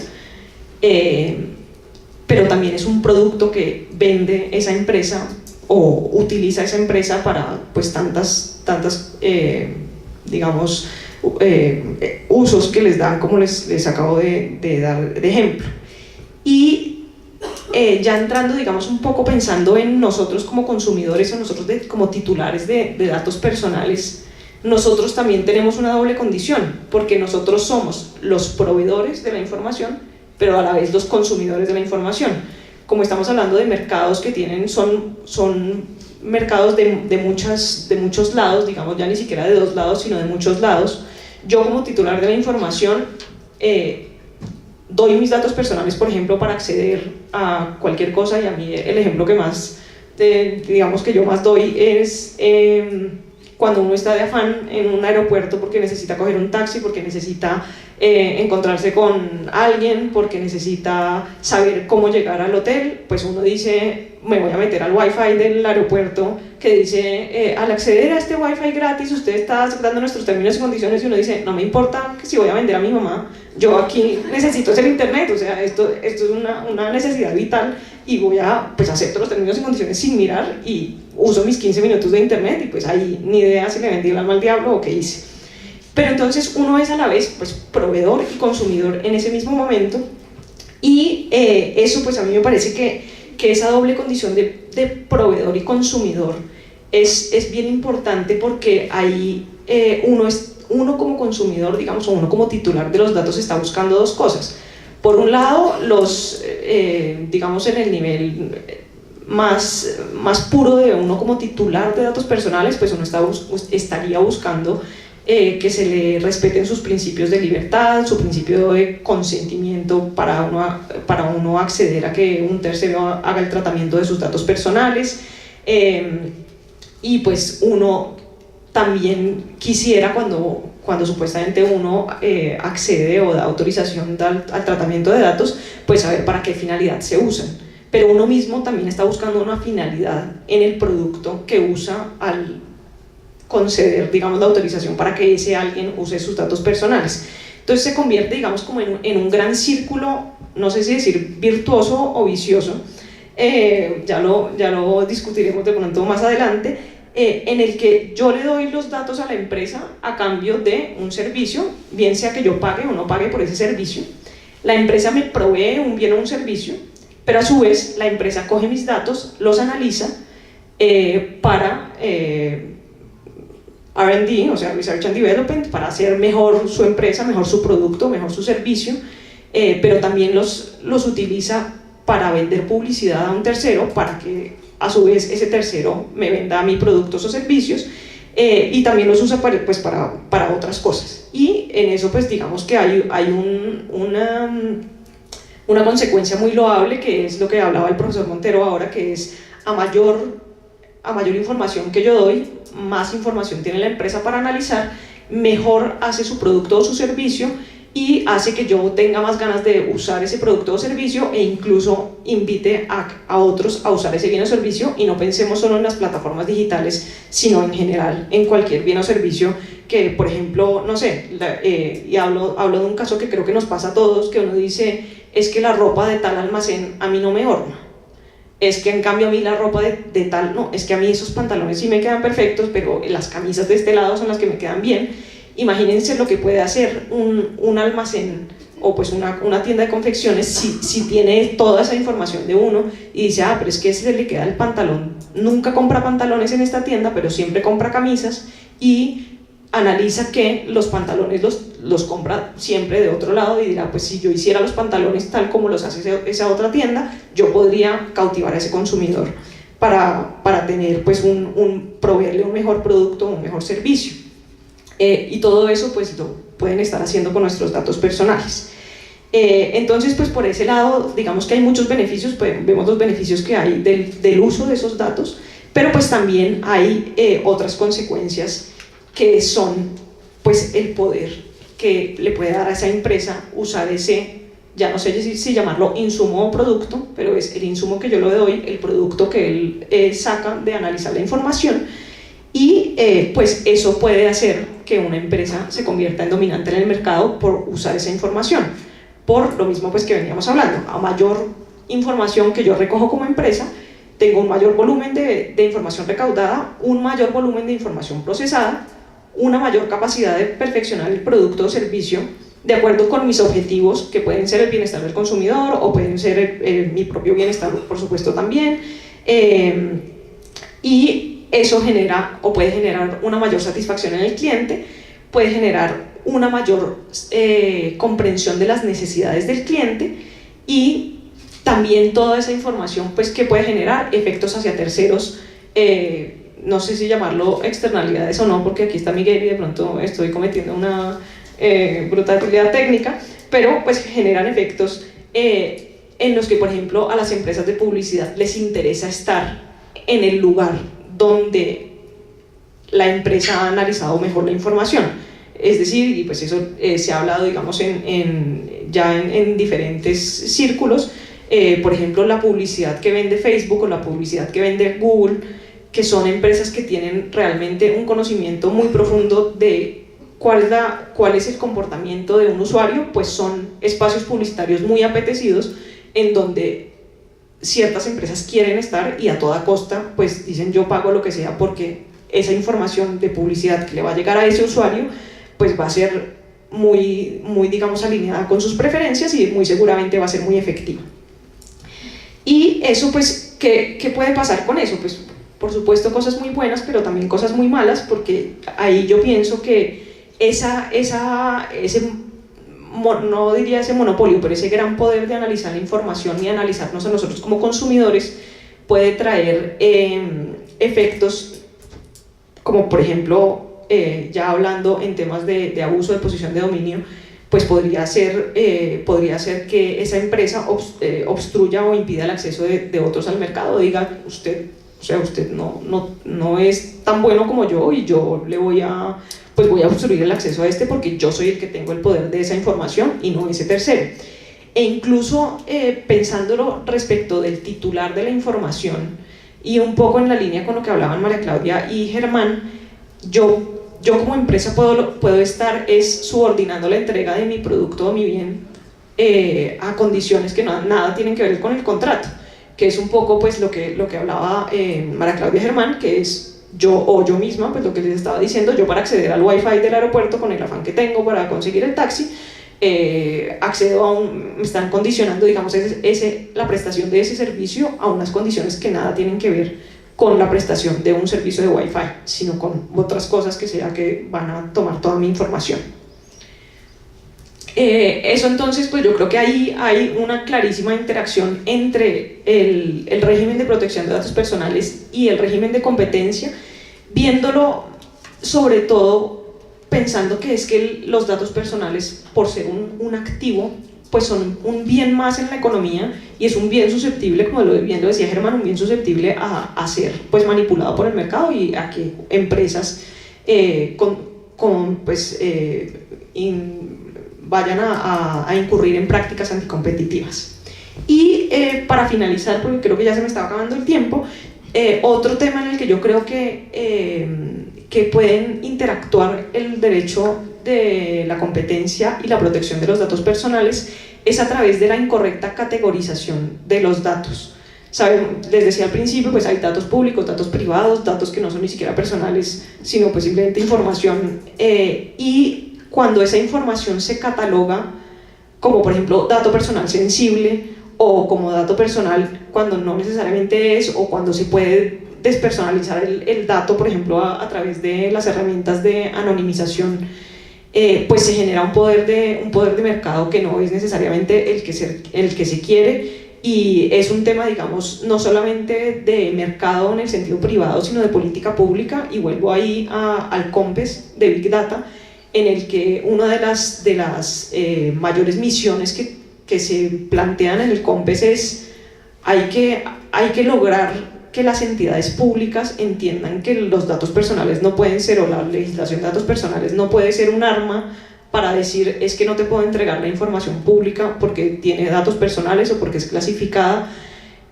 cuando realmente la información pues es un activo importante, un activo, como les digo, que tiene características de un bien público y que cuando no está violando los derechos de los titulares en términos de datos personales y de sus derechos fundamentales, pues es una información que debe estar disponible para todos para lograr, como lo decía Germán, pues un mayor dinamismo en la economía, una mayor innovación y pues que se creen ideas y nuevas empresas como lo hemos venido viendo en los últimos años.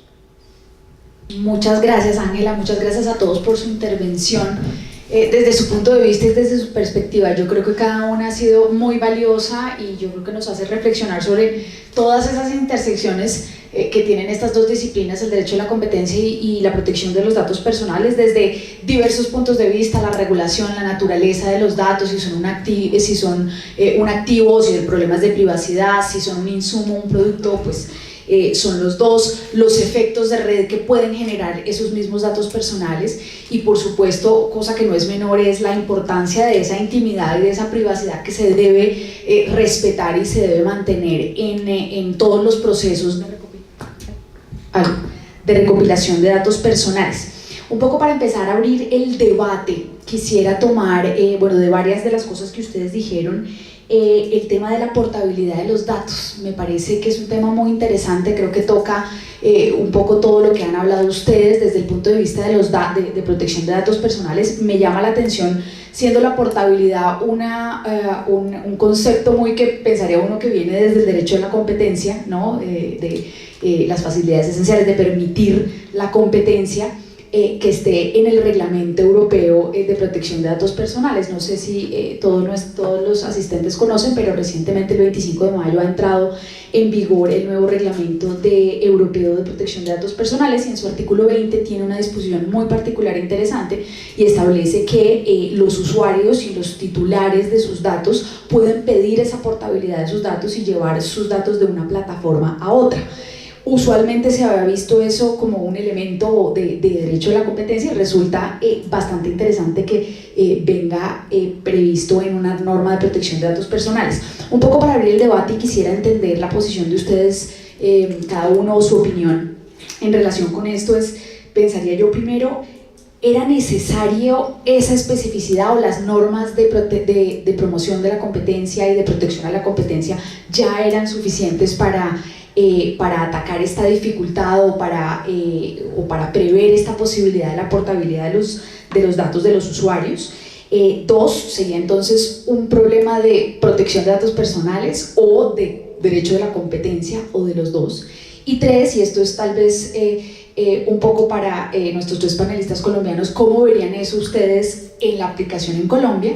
Y para nuestro panelista español, ¿cómo ve él, o qué se dice en Europa de este particular artículo? Los han denominado como derechos ARCO, están el derecho de acceso, el derecho de rectificación, el derecho de oposición y el derecho de cancelación. Ninguno de ellos me permitía a mí llevarme mi información en realidad. El derecho de acceso era así preguntar qué datos tengo, pero no entrégueme mi información completa y de tal manera que en realidad yo pueda entregársela a un tercero y que la construcción, ya podríamos hablar como de la plataforma en la que estaba almacenada esa información, se pudiera hablar con la de un tercero.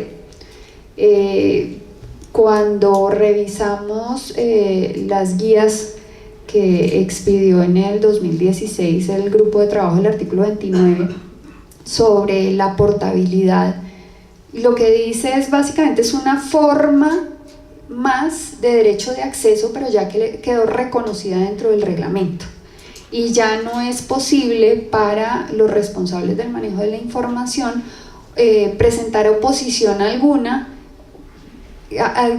simplemente argumentando la imposibilidad de entregar toda esa información de manera que se lea o pueda interoperar con otro sistema. Hoy en día ya, como quedó previsto en el reglamento, deben entregarlo con unas características en particular que permita la lectura o llamémoslo así, la interoperabilidad con el sistema de un tercero. El ejemplo que utilizan por lo general para darnos a entender cuándo me voy a llevar yo la información o qué información es la que me voy a llevar, lo hablan entre redes sociales. El día que un usuario de, podríamos decir, la plataforma de Facebook quiera irse a otra red social, pueda pedirle a Facebook que le entregue toda su información. La problemática que están sí tratando de ver las propias autoridades es qué datos se puede llevar el titular. Cuando ya hablamos de información que ha recopilado y almacenado un proveedor determinado, ese proveedor también en muchos casos, y ya llegando al punto de la analítica de la información y de la implementación de algoritmos y todo, ha hecho un ejercicio adicional que le ha permitido como resultado de ese ejercicio obtener otro tipo de datos.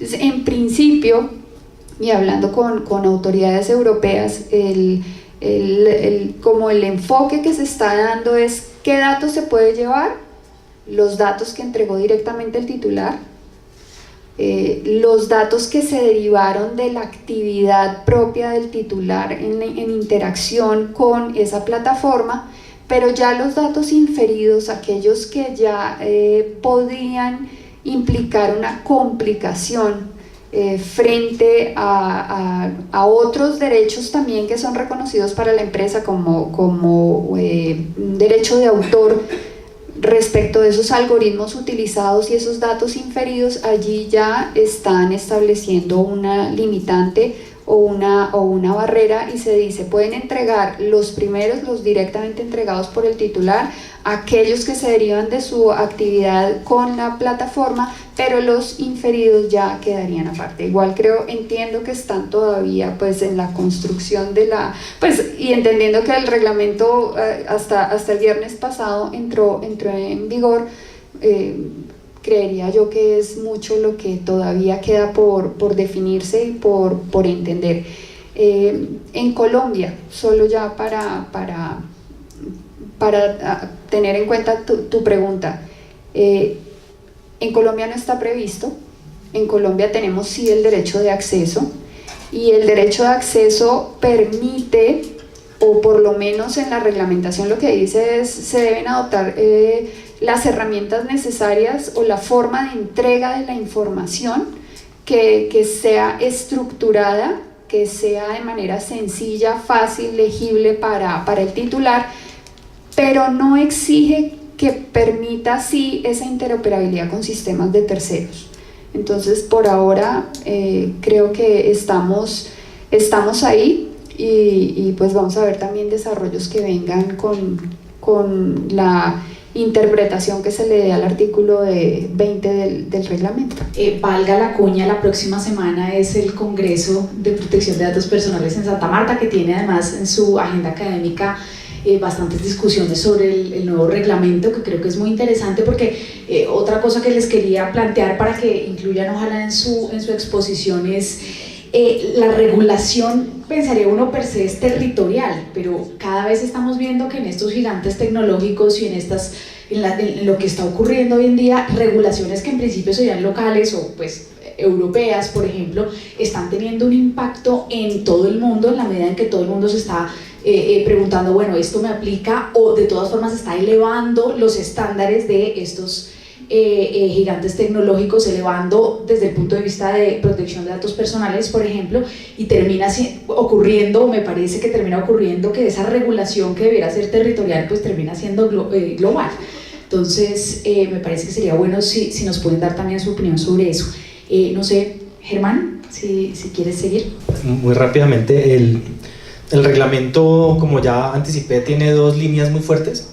Una es la de empoderar al ciudadano, al titular, y en virtud de esa línea de empoderamiento incluye bastantes disposiciones, entre las cuales está la portabilidad. Y la otra es la de ser mucho más fuerte en la aplicación de las normas de protección de datos.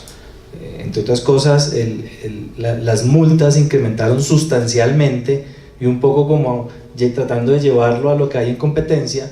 Hoy en día las multas en Europa pueden ser hasta el 4% de los ingresos globales. Sabemos que en competencia es el 10%, y un poco siguiendo esa línea, en protección de datos se llevó a 4%. Entonces, teniendo en cuenta esas dos digamos, pilares del régimen de protección de datos, sin duda la portabilidad es un elemento fundamental de competencia.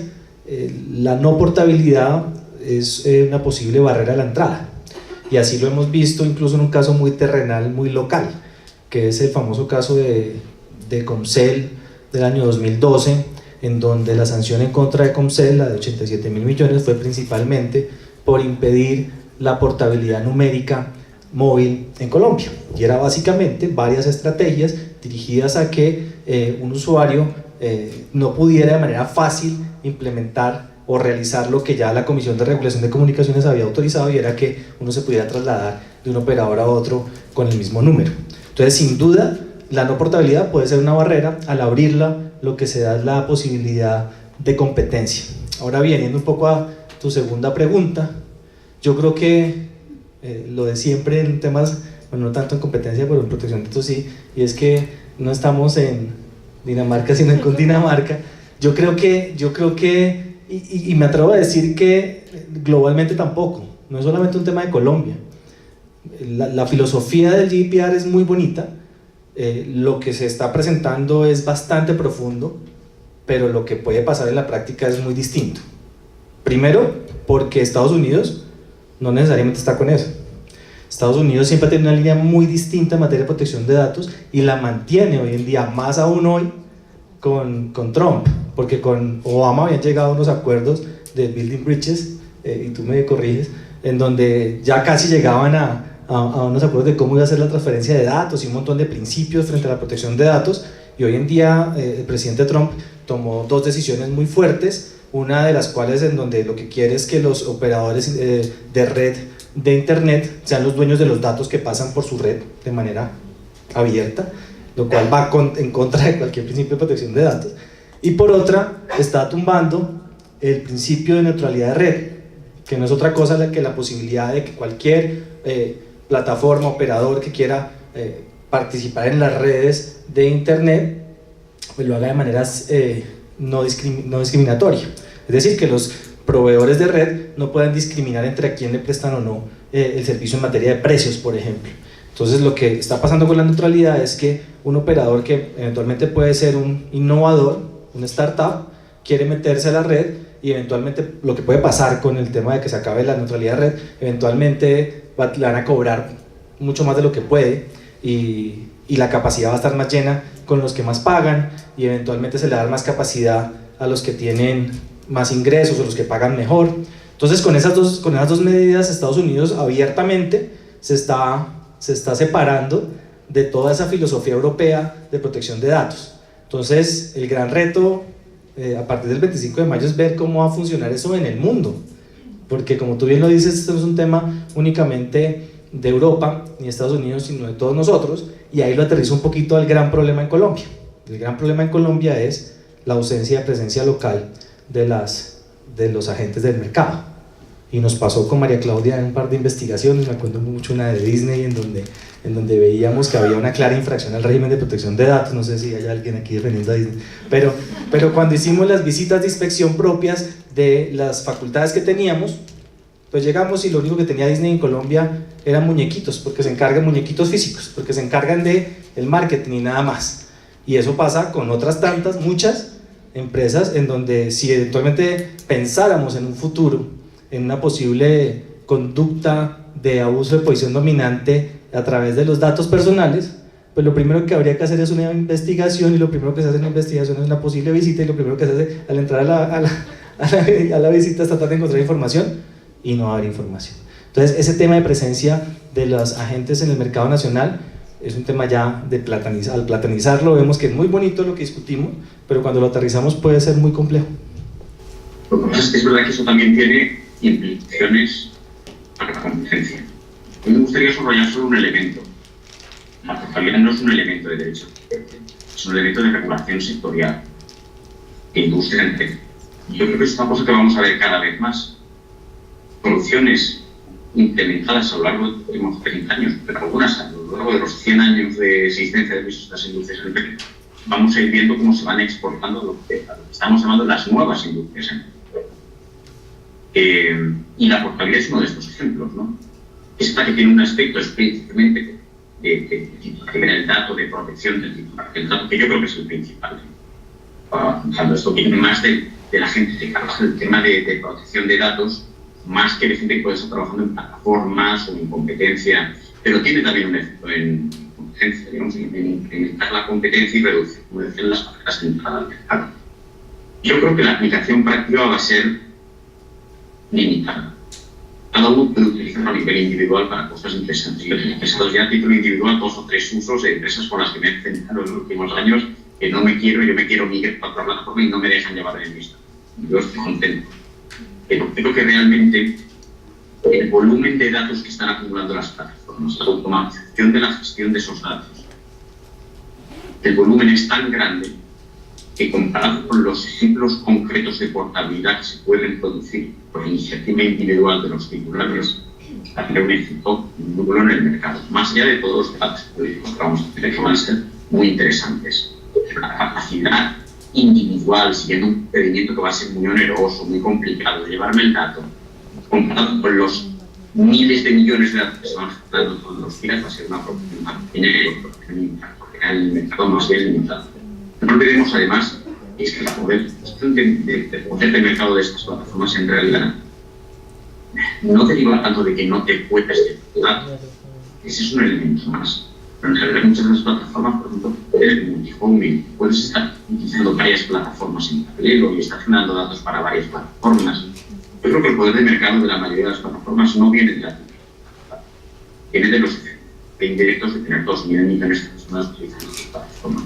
Y si luego encima gestionas muy bien los datos, pues lo haces doblemente. Pero yo creo que el poder de mercado viene más de ahí que estrictamente la gestión de los datos hoy en día. Y problemas de mucha territorialidad todos. Es verdad que cuando nos encontramos en grandes grupos como Facebook o como Google, no pueden renunciar a la comunidad europea. Y que probablemente yo creo que Facebook ya ha anunciado que vamos a respetar o a extender la aplicación del reglamento incluso a los países en Estados Unidos. Pues probablemente se pregunta que como gestores de datos que estén situados fuera de la Unión Europea, que no tengan una actividad muy relevante, pues menos. Por ejemplo, las plataformas asiáticas que tienen menos presencia. Y luego estamos empezando a ver una cierta reacción en Europa. Y no sé ustedes cómo están viendo allí, pero en los últimos días la relación por internet es una pesadilla. Todos son anuncios constantes, estamos aprobando todos los usuarios, todo pantallazo que se nos aparece. Yo ya empiezo a tener problemas de ver, yo en mis grandes plataformas navego muy bien, y mi aprobación el primer día y el mes pasado, pero que cada vez que me tenga que ir a una pequeña plataforma, una pequeña web, me vaya saliendo otra vez los anuncios y las aprobaciones, pues igual no voy tanto a webs más pequeñas que empiezan a necesitar esta molestia y me quedo en las grandes donde yo ya di la aprobación el primer día y ya no me salen las pantallitas molestias. Y empiezan a haber anuncios de proveedores en Estados Unidos que directamente llegan enlaces a usuarios europeos. Algunos grupos de prensa. Entonces, el impacto, digamos, la vocación del reglamento es loable, muy buenas intenciones, la aplicación es muy complicada y están dando algunos problemas prácticos a los usuarios. Y problemas de territorialidad y conflictos legales, los vamos a ver. O para los abogados pues es muy interesante. Yo probablemente fuente de trabajo. Y luego, para los abogados, digamos, la migración al nuevo reglamento, yo creo que no ha habido, luego en protección de datos, nada parecido, pero incluso la cantidad de horas facturadas por la aplicación del reglamento en los últimos meses ha sido espectacular. Y yo creo que fue un resultado cierto. No sé si tienen la visión, porque no sé si muchas de las páginas que están utilizando empiezan a mandar estos recuadros, a mandar estos mensajes. Hay una cosa muy curiosa, y es que cada página lanza un mensaje completamente diferente. No hay ninguna homogeneidad en el tratamiento de cómo las empresas están interpretando el reglamento. Hay empresas que están yendo a unas aprobaciones hiperdetalladas de todo tipo de tratamiento, muy incómodas para el usuario. Hay algunas que dan a un tipo de aprobación muy genérico de prácticamente cualquier práctica de un documento muy largo.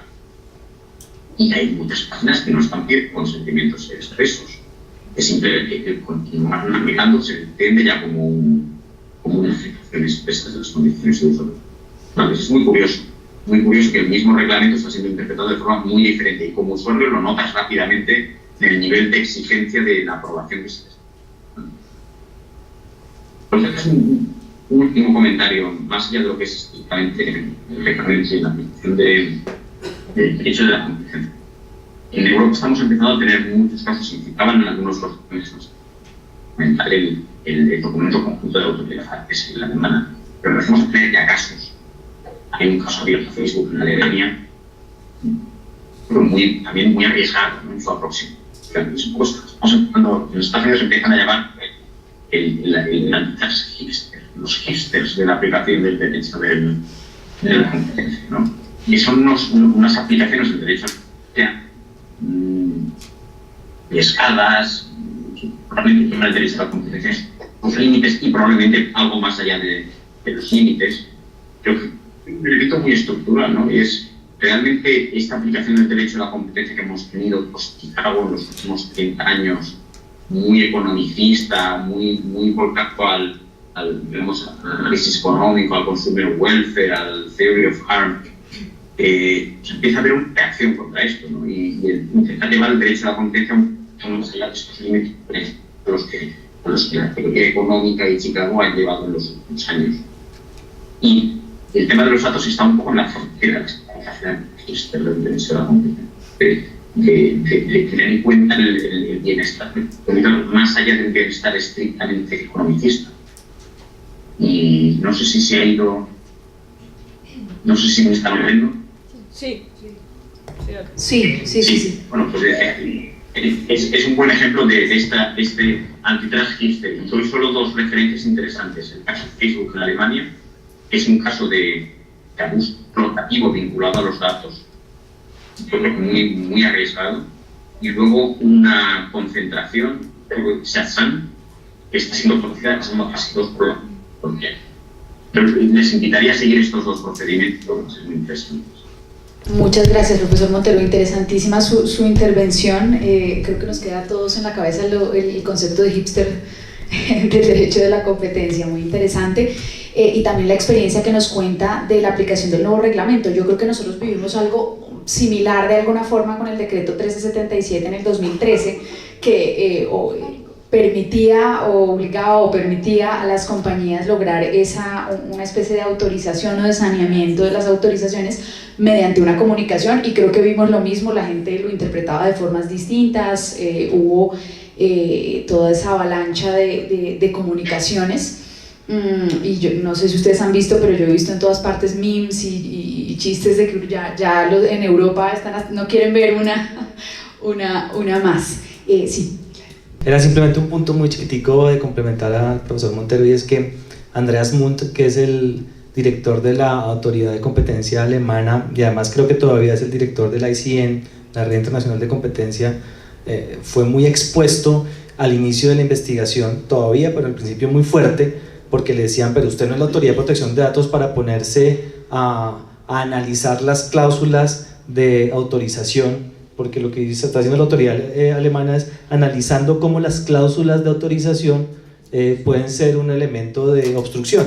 Y al principio lo atacaron muchísimo, y en sus entrevistas y en todas sus declaraciones decían, no, es que vuelve a lo mismo, es que los datos son un activo e independientemente cómo actúen en el mercado las empresas, si tienen posible dominancia sobre ese activo, pues tienen que respetar ese derecho a la competencia. Pero sin duda es una posición muy arriesgada que tiene la autoridad alemana. Vamos a ver cuál es la definición, porque así es bien interesante.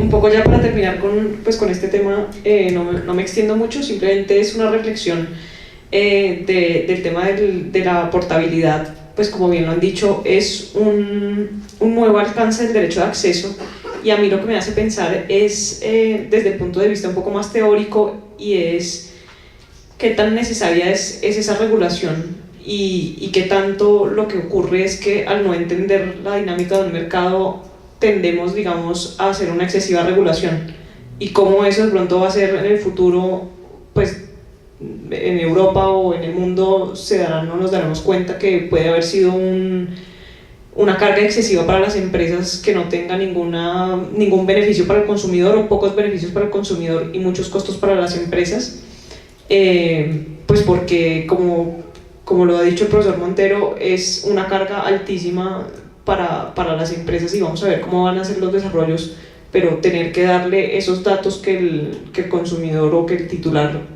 dio en un principio, pues obviamente no van a ser esos derechos de acceso, el mismo derecho de acceso de decir, pues usted me dio nombre, dirección, cédula, sino pues aquí tengo todas estas 100 gigas de información que recogí de usted, y aquí téngalas y lléveselas.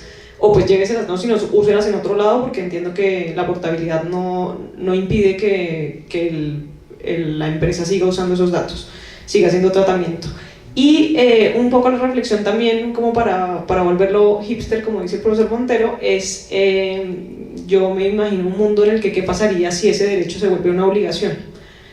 ¿qué tanto nos gustaría a nosotros tener que trastear la información de un lado al otro, por ejemplo, de una red social, que uno dice, pues no sé, en mi adolescencia yo era skinhead y ahora ya soy una persona que trabaja en una firma de abogados y no quiero que eso salga, pues, digamos, a la luz, independientemente del derecho al olvido, pero pues yo como que no me quiero llevar esa información, o pensémoslo en casos, digamos, más complicados, como por ejemplo en temas de acceso a la salud, que yo para portarme o pasarme, por ejemplo, a otra EPS o a otra prepagada tuviera que llevar toda mi historia no solo la historia clínica, sino mis comportamientos que ha recogido la otra entidad de salud a una plataforma respecto de mis preocupaciones, mis consultas, mis preferencias.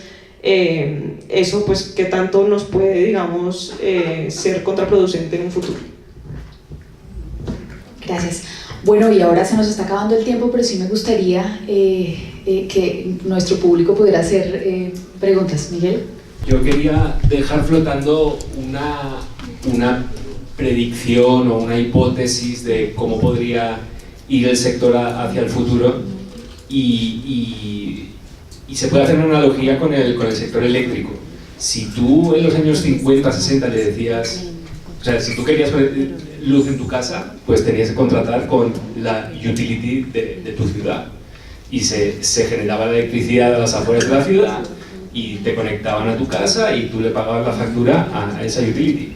Hoy en día, ¿qué ocurre? Pues que las diferentes actividades del sector eléctrico están separadas, y hay en unas donde reconocemos que sí que hace falta competencia, donde sí que puede haber competencia, y hay en otras que no queremos que haya competencia porque es un monopolio natural. Entonces se me ocurre en este sector que digamos, el almacenamiento y la seguridad de los datos presenta características de monopolio natural, donde no queremos que haya competencia. A mí eso de tener que transferir datos, y qué rollo. A mí lo que me gustaría es que mis datos estuvieran en un sitio y yo darle acceso a Facebook, por ejemplo, a que tenga acceso a cuándo nací, quién soy, quién es mi papá, quién es mi mamá, quién es mi hijo.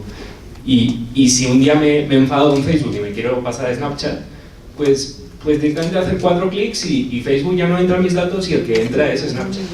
O los dos, o ninguno.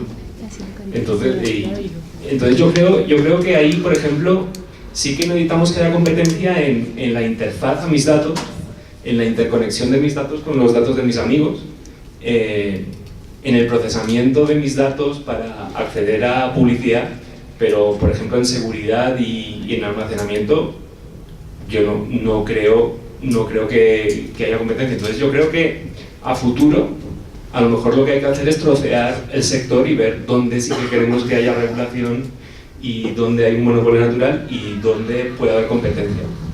No sé qué piensan los ponentes. Si esto a lo mejor es demasiado hipster.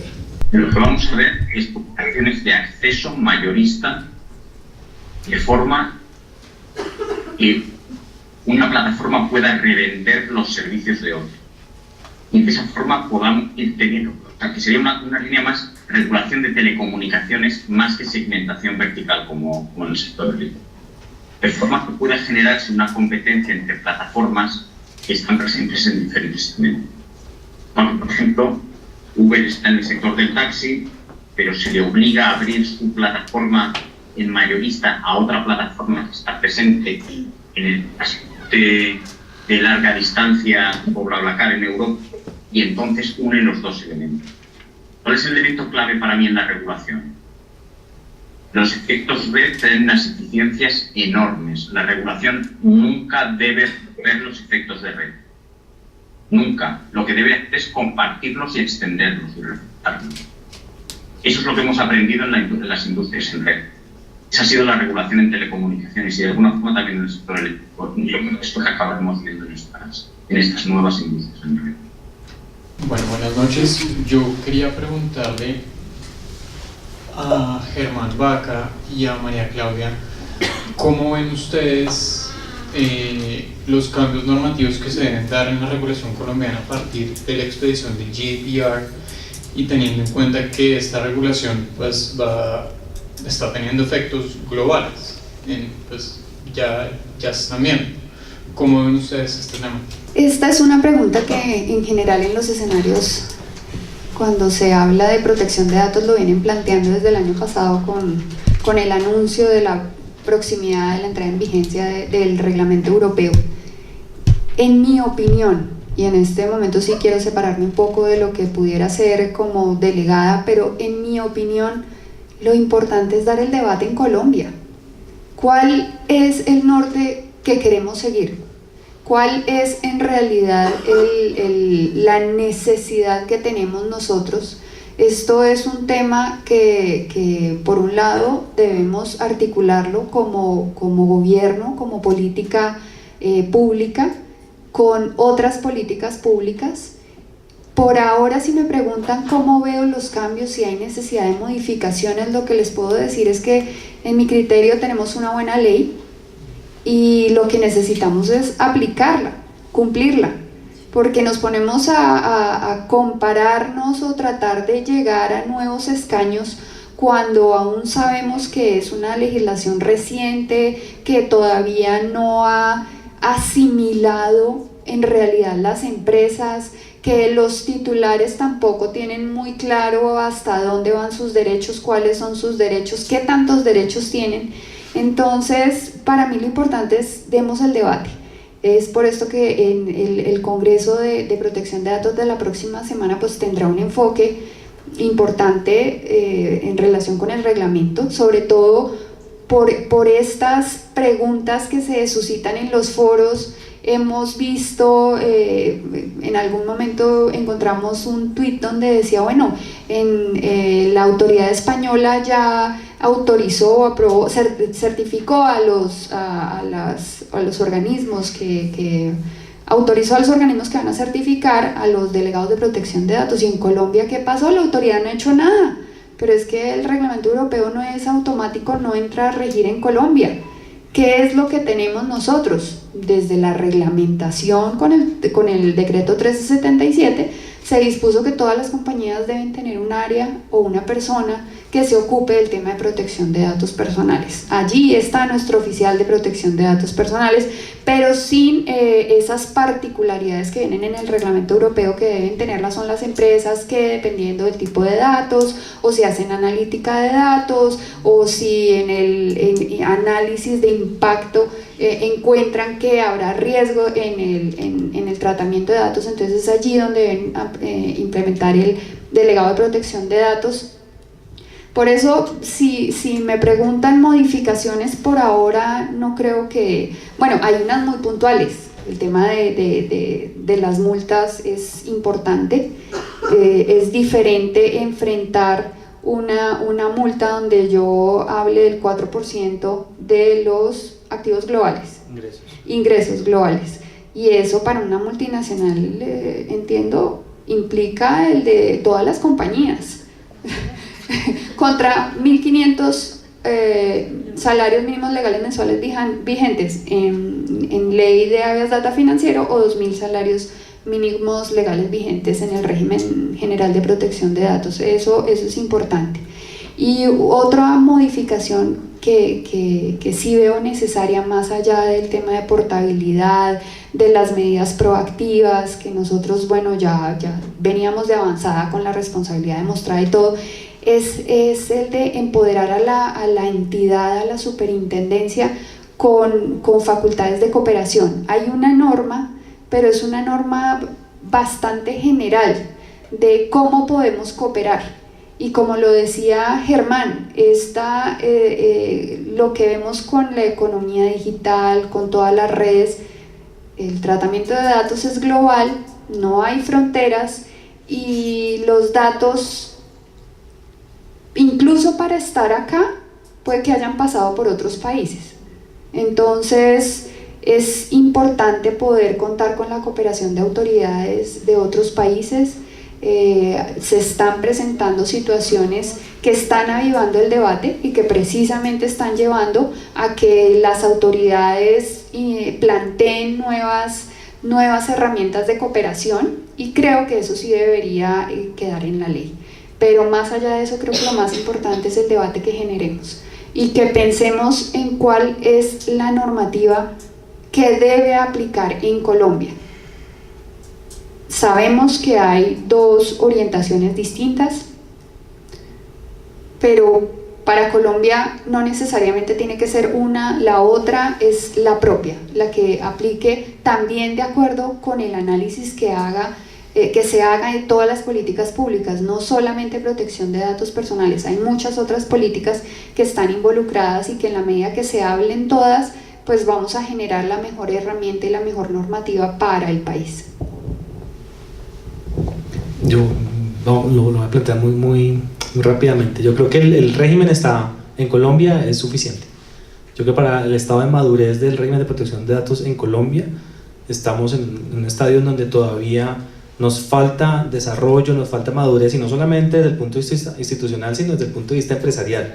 Los empresarios todavía no interpretan el derecho de protección de datos como algo sustancial. Yo lo asimilo mucho al derecho de la competencia de hace 20 años, donde uno echaba el cuento de cartelización o de abuso de posición dominante y la gente como, ¿qué está hablando? Hoy pasa eso en protección de datos. Yo creo que falta madurez y estamos en un momento que con la ley que tenemos es suficiente.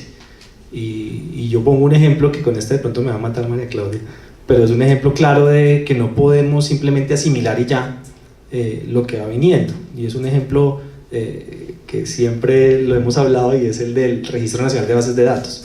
El registro, cuando salió la ley en Colombia, pues venía como una aproximación a la ley europea, especialmente española.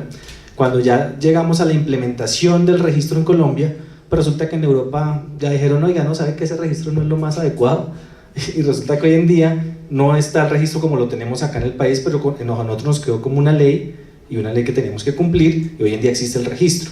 No estoy diciendo que sea bueno o malo, lo que estoy diciendo es que implementar de manera inmediata todo ese montón de normas puede ser muy riesgoso en algún momento. Entonces yo creo que esos eran como los dos puntos que yo quería plantear. En una entrevista de Obama en alguna ocasión, hablando de la primavera árabe, él decía que en relación con el uso de la información de las redes, decía que dependiendo de las percepciones de cada persona, políticas y religiosas, recibían solamente un tipo de información, una burbuja de información, generando unas burbujas de conocimientos.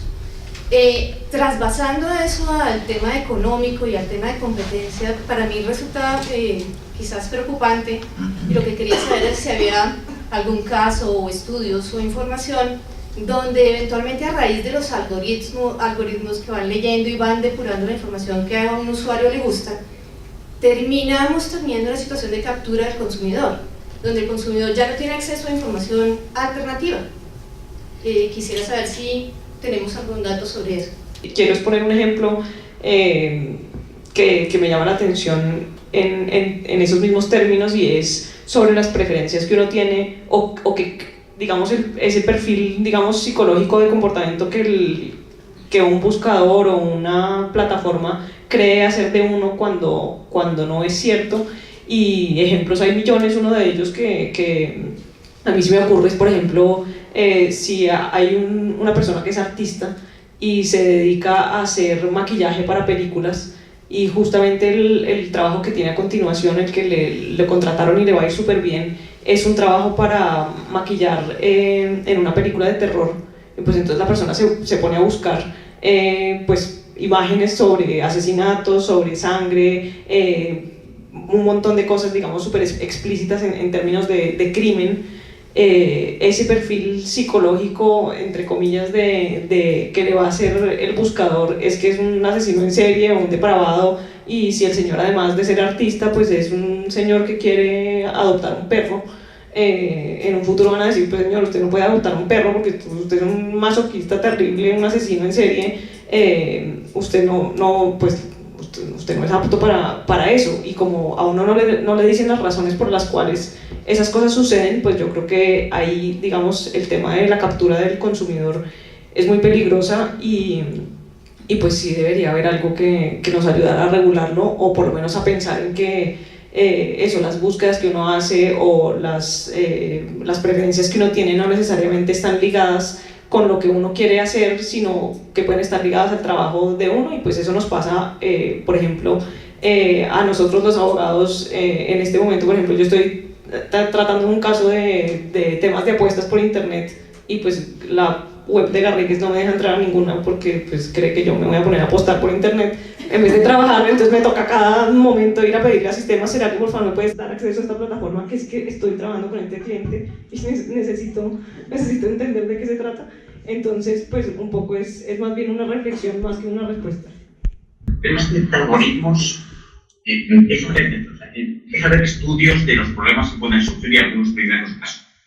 Cuando empieza a hablarse del riesgo, de que identificado el nivel de renta de los usuarios cruzando datos, y al final las grandes plataformas conocen perfectamente el nivel de renta, los perfiles que se van construyendo, vayan adaptando sus precios, vayan individualizando precios de otras condiciones, especialmente precios, en función del nivel de renta de cada usuario. Al final no haya un precio único para un bien o servicio, sino que se lo vaya adaptando. Hay un precio más alto para quien puede pagar más, un precio más bajo para quien puede pagar menos. Ahora, aquí en esto me parece que es el enfoque de máxima eficiencia. Y de hecho, pues, por ejemplo, en la inversión del sector económico, los modelos de yield management, funcionan un poco de esta forma, sin tener unos principios más y eso se es muy propositivo, no necesariamente propositivo, pero si queréis unos leyes de explotación de lo mismo, algún HIPS que puede empezar a trabajar en ellos. Luego los algoritmos tienen muchos problemas de coordinación. Puede haber mucha coordinación tácita, a uso de posición de dominio, sino más coordinación tácita en el momento en que hay una transparencia absoluta de las políticas de precios de los competidores. De forma automatizada los acabando convergiendo en los precios, ¿no? De forma automatizada simplemente entro en la ejecución de los precios del algoritmo para, digamos, optimizar los precios coordinando los de toda una industria.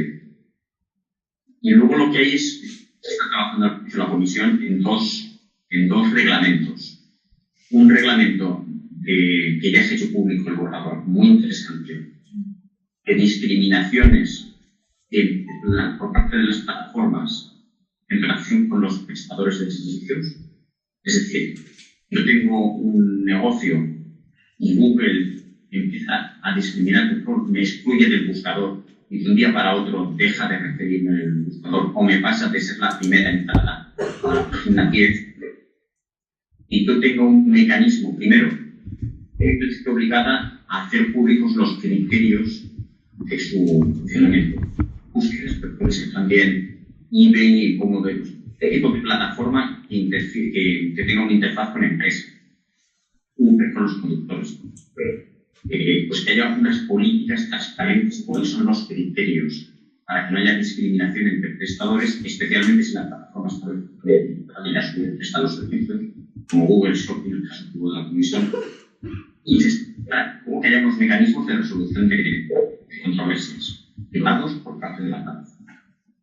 Y es como una primera faceta, luego empezar a trabajar en casos de confidencialidad. Pero aquí todavía no estamos ahí, pura transparencia y resolución de conflictos. Y se está preparando un reglamento, por lo tanto será publicado muy pronto, de relación de las plataformas con los consumidores. También lo que subraya inicialmente es la transparencia. Que muchas veces cuando un consumidor contrata con una plataforma, en realidad no se sabe con quién está contratando. Por ejemplo, en el caso de Uber, las condiciones son muy claras, más muy descripciones, y al final el usuario no sabe si está contratando por el conductor del vehículo y Uber es un mero intermediario que facilita la contratación, que es un contrato de dirección por detrás.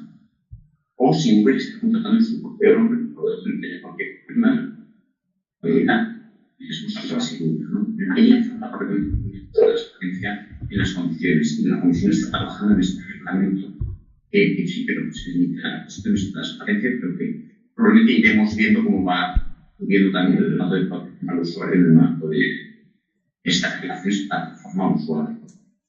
Bueno, yo creo que se nos acabó el tiempo. Creo que ya es un abuso, sobre todo con el sueño del profesor, que ya también quiere irse a descansar. Muchísimas gracias por su asistencia a los panelistas, muchísimas gracias por estas intervenciones tan interesantes, a la asociación, y nos vemos en la próxima mesa redonda. ¿Tenemos ya información sobre la próxima mesa? Bueno, les estaremos enviando la información para que asistan.